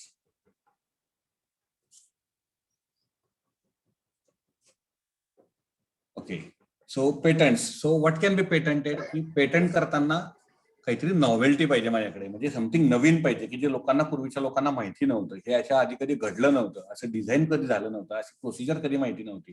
So there has to be a novelty element तिच्यामधल्या याचा. दुसरी गोष्ट की non obvious पाहिजे तिच्यामधल्या याचं, किंवा एखादी गोष्ट किंवा सूर्यप्रकाश आहे, आता सूर्यप्रकाशामध्ये प्रकाश संश्लेषण होतं समजा, आता ही ऑब्व्हियस गोष्ट आहे त्याच्यामधल्या याची. सो तर ती तसं नाही की जे it should be non obvious तुमच्या याच्यामधल्या याचे. आणि दुसरी गोष्ट ऍप्लिकेशन पाहिजे तुमच्या गोष्टीच्या याच्यामधल्या याचे. तर समजा एखादी आयडिया आहे ती टोटली नवीन आहे, ती नॉन ऑब्व्हियस आहे, म्हणजे निसर्ग नियमानुसार होणारच आहे अशी नाहीये ती. निसर्ग नियमा म्हणजे ती नॉन ऑब्व्हियस आहे आणि त्याचे काहीतरी ऍप्लिकेशन्स असतील तेवढ्या याच्यामधल्या याचे, तर then you can patent something. मग patent is an exclusive right approved by government to the inventor of a product for his invention for a limited time period. म्हणजे काय की ते तुम्हाला ज्या ज्या ठिकाणी तुम्ही पेटंट अप्लाय केलेला आहे त्या गव्हर्नमेंटने तुम्हाला त्याला एक एक्सक्लुझिव्ह राईट दिलेला आहे त्या प्रॉडक्टसाठीचा किंवा तुमचे ते इन्व्हेन्शन असेल त्यासाठीचा, आणि that is not a life long. तो तुमचा लिमिटेड टाइम पिरियड असतो. So patent is normally given for 20 years. Copyright जे असतात ते ज्या माणसाचा, ज्या माणूस जो माणूस कॉपीराईट ओनर आहे त्या माणसाच्या लाईफ लॉंग, आणि त्याच्यानंतर तो मेल्यानंतर 50 की 60 वर्ष ती कॉपीराईट त्यांच्याकडे असतात तिच्यामधले, तोपर्यंत ते कॉपीराईट असतात. म्हणजे पु ल देशपांडेंच्या कॉपीराईटवरनं जो सध्या वाद चाललेला आहे की हू ओन्स द पु ल देशपांडेंचे कॉपीराईट, सायुका ऑर द देशपांडे फॅमिली, तर देशपांडेंच्या मृत्यूनंतर 60 वर्षापर्यंत ते कॉपीराईट संपूर्ण जे असतील ते त्यांचे जे कोणी लिगल हेअर असतील त्यांच्याकडे असतील, आणि मग 60 वर्षानंतर त्यांचं जे संपूर्ण मटेरियल असेल ते तुमचं कॉपीराईट फ्री होईल. Anybody will be able to print those books त्याच्यामधल्या याचे. सो सिमिलरली पेटंट जे असतं ते त्या स्पेसिफिक कंट्रीमध्ये ते 20 वर्षासाठी असतं, but it can be extended by another 5 years also by paying external fee त्याच्यामधल्या याचे. मग पेटंट काय करतो तुम्हाला? This gives a exclusive right from other people from making, selling, processing, producing, using, importing product or process without the person consent of a person who holds the patent. समजा उद्या जर मी एखादी गोष्ट शोधून काढली आणि जर त्याला इंडियामध्ये जर समजा मी ती गोष्ट समजा तशी तशी जर मी असं समजा की फक्त भारतामध्ये मी ती गोष्ट पेटंट केलेली तेवढ्या याच्यामधल्या याची, समजा उद्याच्या दिवशी मी एखादी वॉटर बॉटलचं डिझाईन तयार केलं आणि ते वॉटर बॉटल मी जसं मग अशी म्हटलं तेच एक्झाम्पल घेतलं की फिल्टर आहे की ते एक बाटली आणि त्याला फिल केलेला फिल्टर आहे, त्याच्यावर तुम्ही कसंही घाण पाणी सांगा, बाहेर येणारं पाणी जे असणार स्वच्छच असणार आहे, असं मी एखादी गोष्ट एक पेटंट केली समजा एखादी गोष्ट तेवढ्या याच्यातली. आता इथं फक्त भारतात जर केलेलं असं समजा तेवढ्या याच्यामधलं याचं पेटंट जर ग्रँट झालेलं असलं तर in India no one can create that kind of thing. त्याचं कोणी मास पॉप्युलर प्रोडक्शन करू शकत नाही त्याच्यामधल्या याचं, ते लोकांना विकू शकत नाही, किंवा त्याचं तयार करून त्याच्यावर डेरिव्हेटिव्ह करून दुसरं एखादा मी मोठा फिल्टर तयार केला त्या बाटलीसारखं वापरून तसं नाही करता येणार मला. किंवा कुणीतरी म्हटलं की ठीक आहे मी काय करतो हे बाहेर बनवतो, इंडियामध्ये तुमचं पेटंट आहे ना, मी श्रीलंकेमध्ये बनवतो किंवा गल्फ कंट्रीमध्ये बनवतो, तिथनं इम्पोर्ट करतो आणि विकतो भारतामध्ये, तर ते पण चालणार नाही, कारण भारतामध्ये ती गोष्ट पेटंट आहे तिथे बनवू शकतील, but they will not be able to sell it in India without my consent. They will have to pay me a royalty for this. मग आपल्या अकॅडमिक्स लाईफमध्ये आपल्याला पेटंट्स कुठे कुठे काम करू शकतात? खूप ठिकाणी काम करू शकतात. तुमच्याकडे फार्मसी आहे, तुमच्याकडे हॉटेल मॅनेजमेंट आहे, तुमच्याकडे फिजिक्स आहे, तुमच्याकडे इलेक्ट्रॉनिक्स आहे, तुमच्याकडे कम्प्युटर सायन्स आहे. So you can have some research project की तुमच्याकडे पोटेन्शियल असू शकतं तेवढ्या याच्यामधल्या याचं. जर तुमच्याकडे असं एखादं पोटेन्शियल असलं तर you can also file a patent.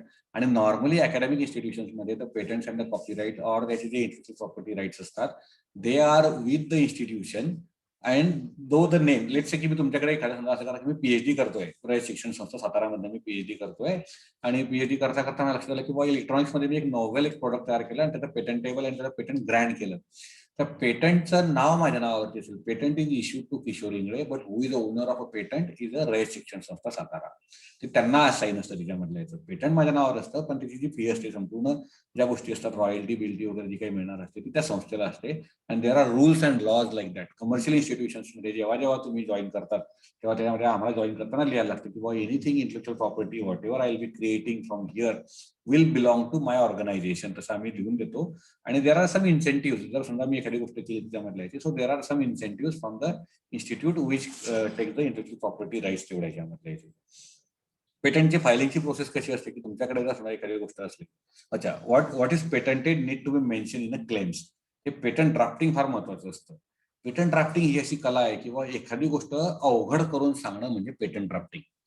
म्हणजे समजा फॉर एक्झाम्पल, जर समजा मला जर वडापावचं पेटंट घ्यायचं झालं तर मी त्या पूर्ण पेटंटमध्ये कधीच वडापाव हा शब्द लिहिणार नाही. आय विल से की okay, this is a something edible item which is a route taken out from a whatever land and then boiled here in additives like a edible oil of a different kind and then layered with a gram of so and so things असं लिहिणार मी. किंवा ट्यूबलाईटचा pattern जर समजा मला लिहायचं झालं तर how I will draft it, किंवा I will never use a word as a tubelight. मी त्यामध्ये कुठे हा शब्द वापरणार नाही. मग मी कसं लिहिलं त्यामधल्या याचं, it's a cylindrical glass device coated with a chemical compound. When potential difference is applied on the two different ends, it illuminates the light.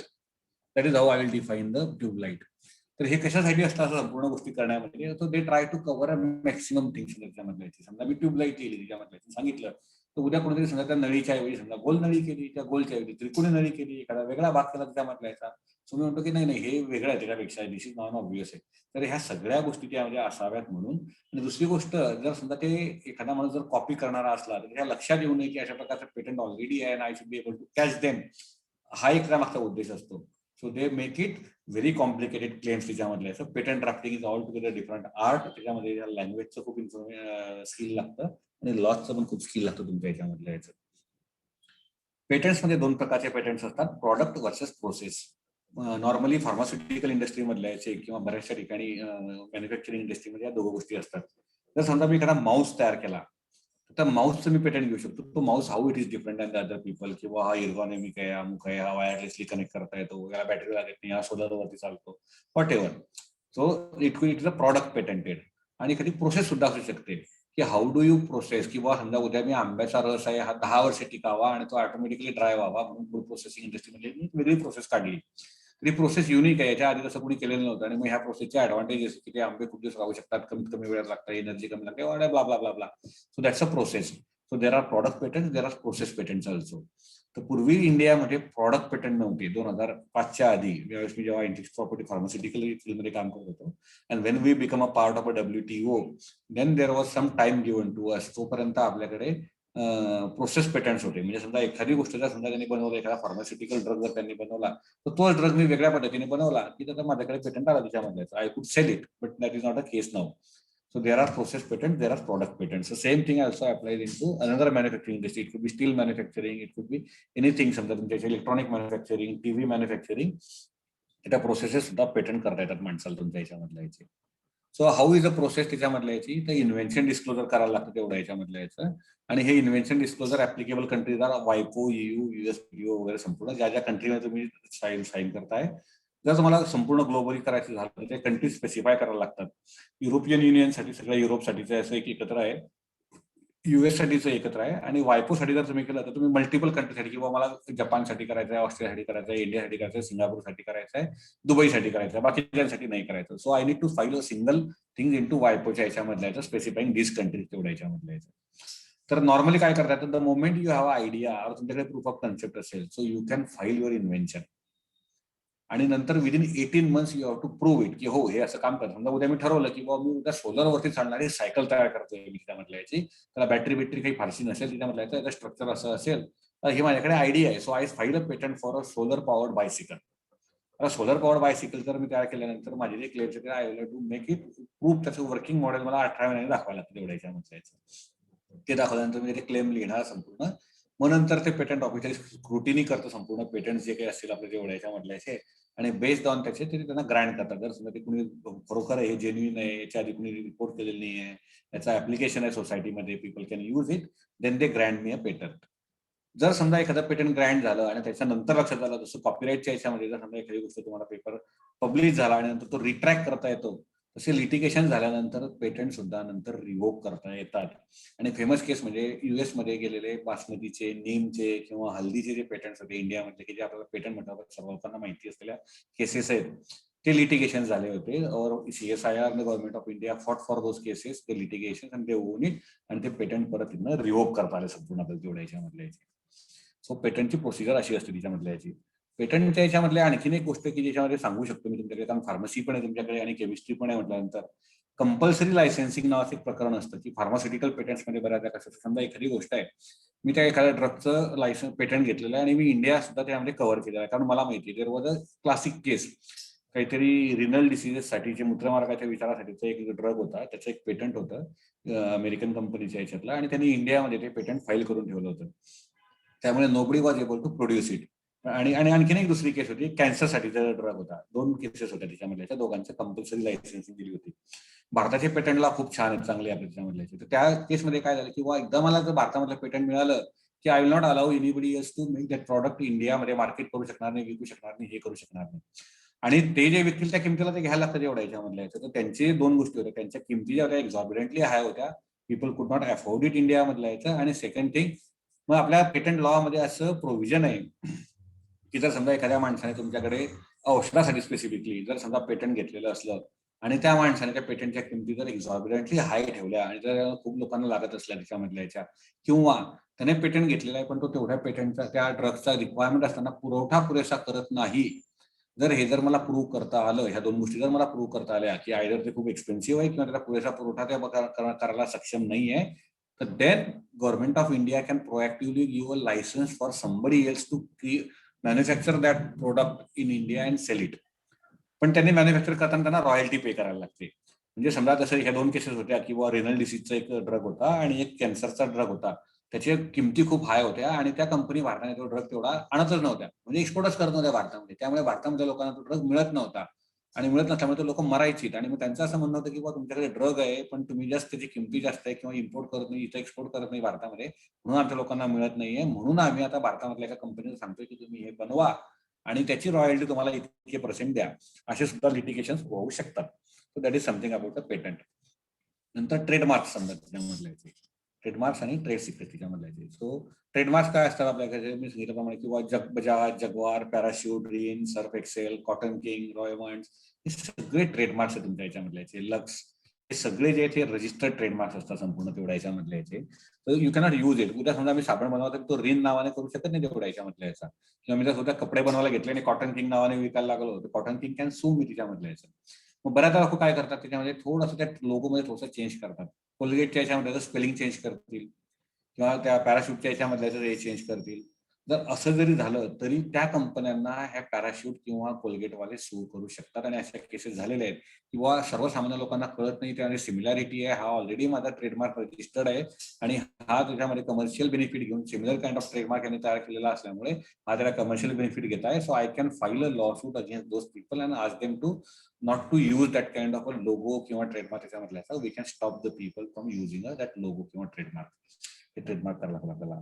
Even Tata सुद्धा ट्रेडमार्क आहे त्याच्यामधल्या याचा. आणि जो टाटाचा जो लोगो आहे तो टी, तुम्हाला बऱ्याचदा गोष्टी माहिती असतील. किंवा वेस्ट साइड ही टाटाची कंपनी आहे, वोल्टास टाटाची कंपनी, स्टारबक्स टाटाची कंपनी आहे, टेटली टी टाटाची कंपनी आहे. पण त्यांच्यासाठी तो टाटाचा टी कधीच नसतो, कारण तो टाटाचा टी जर वापरायचा झाला तर they have to pay royalty to Tata sons, कारण ह्या इंडिपेंडेंट कंपनी आहेत. Westside is independent company, Voltas limited is independent company, Starbucks is independent company.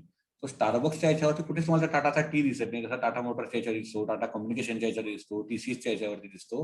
Because this company don't pay royalty to Tata sons for using that trademark. तर 2 प्रकाराने करता येतात. आता ह्या गोष्टी खालची माणसं जे असतात हे pay royalty, so they get to see their tea on there. तशाच बऱ्याचशा गोष्टी कशा असतात किंवा ते ट्रेडमार्क्स असतात संपूर्ण तुमच्या याच्यामधल्या याची, समजा किंवा पनामा ब्ल्यू किंवा अशा काही केसेस आहेत, इंटरेस्टिंग केसेस आहेत. मी तुम्हाला या प्रेझेंटेशन महेश सरांना शेअर करेल, तुमच्यासोबत शेअर करू शकतील त्याच्यामधल्या याच्या. की हिमालयन वॉटर नावाचा एक ब्रँड टाटाने काढला होता, पण that water was being generated somewhere. So the name Himalaya has a different connotation in a Indian mind. So the court says, no, you cannot use the Himalaya as a word in your Himalayan water. So they have to take out that name from there. ज्या गोष्टी obvious आहे, लोकांना हिमालय म्हटलं की असं वाटतं की Himalayan water म्हणजे हिमालयामधनं आणलेलं पाणी असू शकतं. दॅट वॉज नॉट द केस. पण ते सगळेजण वाचत नाहीत, त्यामुळे अशा केसेस असल्या तरी सुद्धा ते जे ट्रेडमार्क्स असतात तुम्हाला त्याच्यामधले ते रिट्रॅक्ट करता येतात, तुम्हाला करायला लागतात. त्यात डिझाईन्स असतात, त्या डिझाईन्स मध्ये काय काय येतं, तर मोबाईल फोन येतो तुमच्या याच्यामधल्या याचा, हेडफोन्स येतात, कारचे डिझाईन्स असतात, लाइटिंग सिस्टीम्स असतात, फर्निचर्स असतात, टेबल्स असतात, चेअर्स असतात, बॉटल्स असतात, बॉक्सेस असतात. n number of things, whatever you see, these are different kind of designs and they can be patented or the designs can be registered so that other people cannot use it. जर समजा तुम्ही एखादं furniture करता असाल, तुमच्याकडे तुम्ही काही करता का तुमच्या लक्षात आलं की अरे अशा प्रकारे जर एखादा टूल बनवला मी तर तो टूल जास्त इफिशियंट होतो. So you can patent that design. Actually design तुम्ही रजिस्टर करू शकता तुमच्या याच्यामध्ये. You can patent it and you can protect your intellectual property rights for there also. मग आता याचे संपूर्ण जे डिटेल्स आहेत डिझाईन संदर्भातले ह्या एका साईटवरती दिलेले ipindia.nic.in की कुठल्या कुठल्या प्रकारचे डिझाईन कसे पेटंट करता येतात, काय काय नाही, त्याची लिंक सुद्धा आपल्याकडे दिलेली आहे त्याच्यामध्ये याची. आणि देर आर सम केस स्टडीज तुमच्या याच्यामधल्या याच्या किंवा industrial design case in Pakistan textile market. पाकिस्तानच्या नॉर्थ भागामध्ये जे टेक्सटाईल मार्केट आहे, जसं चिकन, लखनवी चिकन आपण जे म्हणतो, जे डिझाईन असतं ते स्पेसिफिक केस होती तेवढ्या याच्यामधल्या याची. Fashion maker people they were using it there and they were not paying any royalty to those people. तर त्याची ते डिझाईन जे आहे ते नंतर त्या पाकिस्तानच्या लोकांनी तयार केलं आणि they got a intellectual property rights for that. Geographical indication is what I said ki okay, it's a sign or which is given for a product which correspond to specific geographical location. ते town असेल, region असेल, country असेल तेवढ्या याच्यामधल्या याचा. जसं दार्जिलिंगची किंवा नेपाळचा T वेगळा आहे तेवढ्या याच्यामधल्या याचा. मी जसं तुम्हाला सांगितलं किंवा जळगावची केळी आहे, नागपूरचं संत्री आहे, रत्नागिरीचा हापूस आहे, कोल्हापूरची चप्पल आहे, पुणेरी पगडी आहे, असे नाशिकची वाईन आहे. हे सगळे जे आहेत हे संपूर्ण याच्यामध्ये जॉग्राफिकल इंडिकेशन आहे. So I cannot have a winery in Satara tomorrow and sell that wine as a Nashik wine because नाशिकच्या वाईनसाठीचे ते नाशिकमध्येच तयार करायला पाहिजे, द्राक्ष तिथेच ग्रो केलेली असली पाहिजे संपूर्ण तेवढ्या याच्यामधले. So that kind of details are there. Nor I can start a chappal making factory आणि उद्या मी म्हणून कोल्हापूर चप्पल म्हणून मी उत्तरीच्या मधल्याचा I cannot do it. Kolhapur people will be able to sue me. त्यांची जी सोसायटी असेल तुमची तेवढ्या याच्यामधल्या याची, they will be able to sue me तिच्यामधल्या याची. देअर वर 617 रिपोर्टेड विकिमीडियामध्ये होते. ती गव्हर्नमेंटची साईट होती परवा त्या दिवशी. ती माझं नेट चालू होतं का स्लो होतं का त्यांचा सर्व स्लो होता म्हणून मला ते ऍक्च्युअली एक्झॅक्ट आकडा बघता नाही त्याच्यामधल्या याचा. But that list is also available on the IP साईटच्या याच्यावरती. So these are the geographical indicator. So this can be for a product, this can be for a eatable item or this can be even for a design त्याच्यामधल्या specific खाण्याच्या गोष्टीसाठी सुद्धा असं तेवढ्या याच्यामधल्या. These are called as geographical indications. Trade secret जे असतात, it's a manage by legal agreement between company आणि पर्सन नोईंग दिस वन. समजा उद्या मी जसं म्हटलं की उद्या उसाचा रस तयार करायचा आहे आपल्याला संपूर्ण चितळेने ठरवा, समजा उद्या की उसाचा रस, चितळेचा रस आणि स्पेसिफिक आहे आणि तो बनवणारा मी समजा तिच्यामधल्या याचा, तर मी आणि चितळे अँड सन्स काही कंपनी असेल त्यांच्या याच्यामध्ये तो लिगल कॉन्ट्रॅक्ट असेल. So I not be able to breach it somewhere else त्याच्यामधल्या याचं. मग त्याची टेस्ट आणि क्वालिटी असेल ती कन्सिस्टंटली सगळीकडे सेम असू शकते त्याच्यामध्ये. आय डोंट नो म्हणजे चितळेंनी बाकरवाडीसाठी ट्रेड सिक्रेट फाईल केलंय की नाही मला माहिती नाही. आय जस्ट थॉट दॅट की okay this can be a good example, आपल्या जवळच्या भागातला आहे म्हणून मी ते इथं कोट केलं तुमच्या संपूर्ण एवढ्या याच्यामध्ये. मग ह्या इम्पॉर्टंट केसेस होत्या तिच्यामधल्या याच्या की ज्या लोकांना माहिती पाहिजे. टर्मरिक आणि बासमती आणि नीमच्या पेटंट संदर्भातली ती केस बऱ्याच जणांना माहिती की त्यांनी क्लेम केला होता की बाबा हळदीमध्ये असा गुणधर्म आहे की त्यामुळे अँटीबॅक्टेरियल गोष्टी होतात. आणि मग आपल्या लोकांना हे ऑलरेडी माहिती होतं, नोन होतं आणि ते डॉक्युमेंटेड नव्हतं म्हणून युएसच्या गव्हर्नमेंटनं पेटंट त्यांना दिलं होतं आणि तो आपण रिव्होक करायला लावला. सेम थिंग आपण इथे निंबाच्या संदर्भात आणि बासमती राईस संदर्भातलं. अगदी रिसेंटली केस मागच्या वर्षामध्ये झाली होती, PepsiCo versus farmers in India, potato chips यामधल्या गुजरात मधल्या याच्या. आपण जे पोटॅटो चिप्स पेप्सिको विकते आपल्याला, त्या पोटॅटो चिप्ससाठी जे बटाटे असतात ते बटाटे स्पेसिफिक टाईपचे असतात आणि त्याचं वाढ फक्त ते पेप्सिकोवाले ते कॉन्ट्रॅक्ट फार्मिंग करतात. शेतकऱ्याला सांगतात की तुम्हाला आम्ही हे बियाणं देऊ आणि तुमच्या याच्यामध्ये आलेला जो बटाटा असेल तो आम्ही ह्या भावाने विकत घेऊ. तर त्यांचं असं म्हणणं होतं की हे बियाणे ह्या शेतकरी लोकांनी बाकीच्या लोकांना सुद्धा दिलं आणि त्या लोकांनी त्यांच्याकडे ते बटाट्याची शेती केली आणि त्यामुळे आमचं कमर्शियल नुकसान झालं संपूर्ण त्याच्यामधलं. अशी त्यांची केस होती which Indian farmers on. That is a different story again त्याच्यामधल्या याची. तसंच रोहिटर्सची आपली ही लिंक आहे संपूर्ण त्याच्यामधल्या याची की पोटॅटोवाल्यांनी काय झालं होतं. दिल्ली युनिव्हर्सिटी केस तुम्हाला आधीच सांगितलं संपूर्ण त्याच्यामधल्या याचं. आणि ही वि. स. खांडेकरांच्या पुस्तकांचं देशमुख आणि कंपनीच्या याच्यातलं. आणि हे कंपल्सरी लायसन्सिंगचे केसेस मी सांगितलं तुम्हाला. नोवार्टिसची अँटी ल्युकेमियाची होती, ग्लिवॅकची आणि एक नॅटको फार्माची होती. बायरच्या याच्यामध्ये नेक्झावेअरच्या याच्यामधल्या याचं किडनी कॅन्सर संदर्भातलं होतं. ते सिप्लाला त्यांनी दिलं होतं. ह्या 2 इंटरेस्टिंग केसेस आहे तिच्यामधल्या याच्या. Even if you google with this terminology you will be able to find it. Anyway I will be sharing this presentation with you people so you can go through it. And if you have any questions, any suggestions, any discussions you feel ki on the top of that we can ask Kishore these questions, feel free to connect with me any point of time also. So from my side, I think that was enough. I have taken more than that time, whatever period he has given it to me, 12:33. If there are any questions, I am free to take any questions now, whatever people may have it, and I'll be happy to answer your questions. Over to organizers and Mahesh.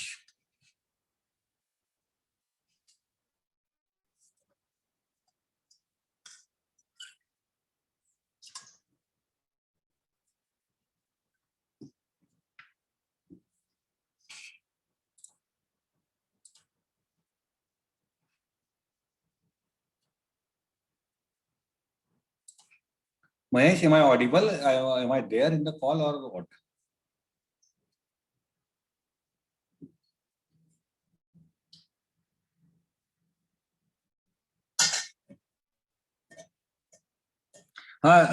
Solanke sir विचारा. Happy to see you there. तुम्ही आहात, विश्वास असे आमचे मित्र आहेत.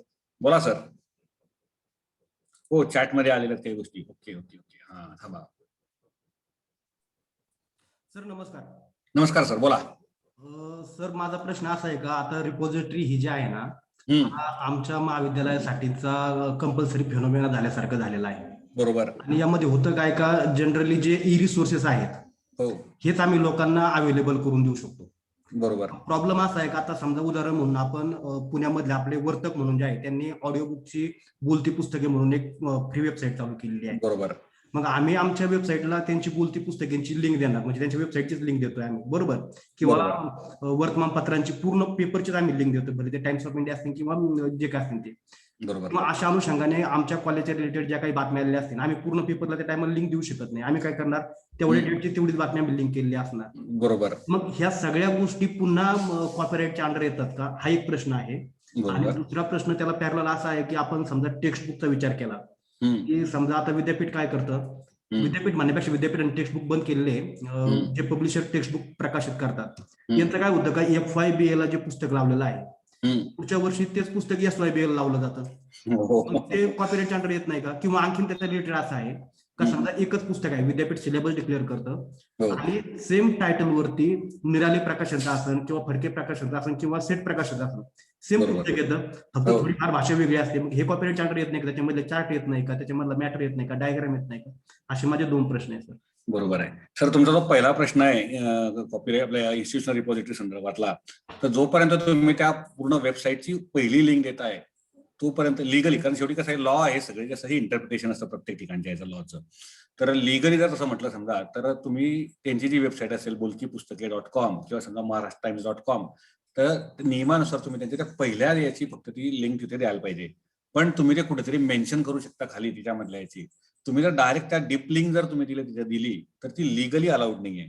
पण academic institutions मध्ये हे होण्याचे चान्सेस फार कमी असतात. म्हणजे कारण काय की त्यांना माहिती आहे की तुम्ही काय केलं असेल, तुमच्या महाविद्यालया संदर्भातली बातमी असेल ती दिलेली असेल, त्यामुळे त्याच्यापासून त्या संस्थेचं खरोखर कमर्शियल नुकसान झालं आहे हे प्रूव्ह करणं त्यांना फार अवघड आहे, त्या संस्थे न्यूजपेपरवाल्यांना किंवा त्या बोलकी पुस्तकेवाल्यांना. त्यामुळे नियमानुसार जर तुम्ही म्हटलात तर तुम्ही त्यांची जी पहिली ओरिजिनल वेबसाईट आहे ती .com पर्यंत तिथपर्यंतच तुम्ही त्यांना लिंक द्यायला पाहिजे. पण अकॅडमिक्स वाल्यांना तुम्हाला ते त्रास होण्याची शक्यता कमी आहे, कारण it is difficult to prove them की तुमचं नुकसान झालेलं आहे. त्यामुळे पण तुम्ही काय करू शकता, त्याला एक आणखी एक फील्ड घ्या इन्स्टिट्यूशनल रिपॉझिटरीमध्ये, आणि त्याच्यामध्ये तुम्ही सांगा की ही डीप लिंक जी आहे त्याच्या याच्यामध्ये ती टेक्स्ट म्हणून द्या, ती त्यांना हायपर लिंक म्हणून नका देऊ. हायपर लिंक दिली म्हणजे काय, माणूस डायरेक्टली त्याला क्लिक करतो आणि तिथे जातो. टेक्स्ट म्हणून दिली ना, तुम्ही म्हणता की आम्ही टेक्स्ट म्हणून नोट्स मध्ये दिली आहे, तर तुम्ही त्यामधनं हा व्हाया मीडिया तुम्ही तिथनं निघू शकतात. तो झाला पहिला प्रश्न. दुसरा प्रश्न तुमचा तो होता पुस्तकांचा. ती सगळी पुस्तकं कॉपीराइटेड आहे तुमच्याकडे याच्यामधल्या याची, पण तुम्ही ती पुस्तकं एनिवे तुम्ही फर्स्ट इयरला त्यांनी यावर्षी लावलं, पुढच्या सेकंड इयरला लावलं, तरी ते पुस्तक तुम्ही घेतल्यानंतर त्याची कॉपीराईट तुम्ही त्यांना दिलेली आहे. तुम्ही त्याच्या मल्टिपल कॉपीज नाही करू शकत. तुमच्याकडे तुम्ही त्याच्या झेरॉक्स काढल्या आणि बाइंडिंग करून लोकांना दिल्या ते नाही करू शकत तुम्ही तुमच्या याच्यामधल्या याचा. आणि हे प्रत्येक तिघं पुस्तकांचे जे ते कॉपीराईट होऊन त्या तिघांकडे असतात. त्याच्यामध्ये more or less content same असू शकतं त्यांच्या याच्यामधल्या याचं. Those people have the copyright for that and they use it. तुमच्यामध्ये आपण as a librarian as a संस्था म्हणून आपण कुठेही त्यांच्या कॉपीराईटमध्ये व्हायोलेशन करत नाहीये. Thank you sir. आणखी कोणतरी हातवर केला होता मगाशी आणि त्यांनी केला खाली. हा साळुंके सर. बोला सर. मीच केलता. त्याचा झाला नाही आणि कोणतरी होतं आणि ते त्यांनी नंतर मधल्या काळात खाली घेतलं.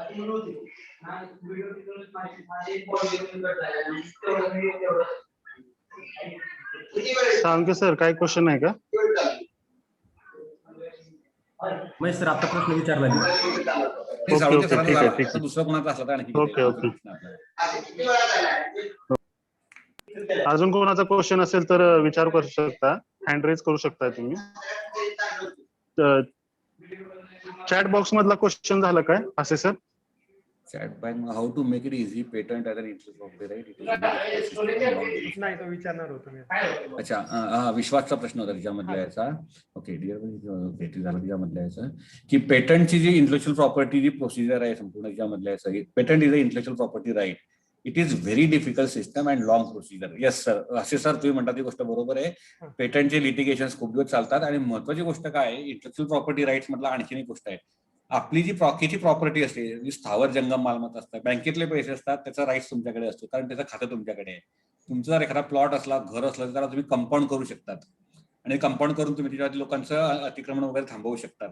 पण इंटेलेक्चुअल प्रॉपर्टी राईट्स मध्ये काय आहे, तुम्हाला हे सारखं लक्ष ठेवायला लागतं की बाबा माझा हा इंटेलेक्चुअल प्रॉपर्टी राईट कोणी व्हायोलेट केलाय का, कोणी अतिक्रमण केलेलं आहे का, कोणी कॉपी केलेलं आहे का, ते जोपर्यंत तुम्हाला कळत नाही तोपर्यंत तुमची चोरी सुखने व लोकांची चालू असते. आणि जेव्हा ते कळतं तेव्हाच त्याचे लिटिगेशन होतात. हा त्या सिस्टमचा एक ड्रॉबॅक आणि त्याला काही ऑप्शन नाही दुसरा तेवढा याच्यामधल्या याचा. ते किचकट आहे म्हणूनच बऱ्याच ठिकाणी ते कॉपीराईट पेटंट दिल्यानंतर पेटंट घेतला म्हणजे बसायचं असतं असं नाहीये.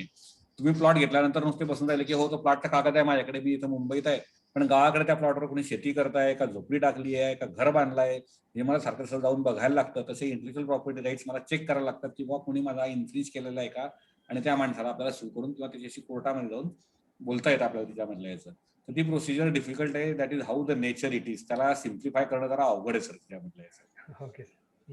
म्हणजे पेटंट्सचे पोर्टफोलिओ मॅनेजर्स असतात की त्यांचं कामच ते असतं की तो बघतो की अरे हे सिमिलर काइंड कुठे असेल, मग त्यांनी काय वापरलेलं आहे ते शोधायचं तिच्यामधल्या याचं, किंवा त्याचं कमर्शियल लायसन्सिंग काही लोक म्हणतात किंवा ठीक आहे ही आयडिया आहे तुमची, तुमच्याकडे हे पेटंट आहे, मी कमर्शियल करतो, त्याचे एवढे पैसे तुम्हाला देईल, प्रोडक्शनचे राईट्स माझ्याकडे घेतो तिच्यामधल्या याचे. That is a another way. पण अदरवाईज चोरी करणारा थांबवू शकत नाही आणि प्रोसिजर कॉम्प्लिकेटेड आहे. I agree with you. Okay sir. Okay, thank you sir.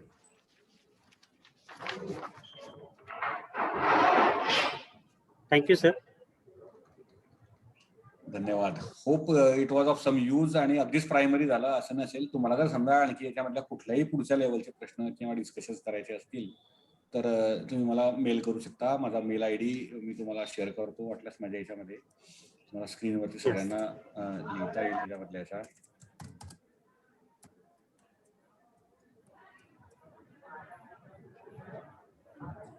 सगळ्यांना वाचता येईल.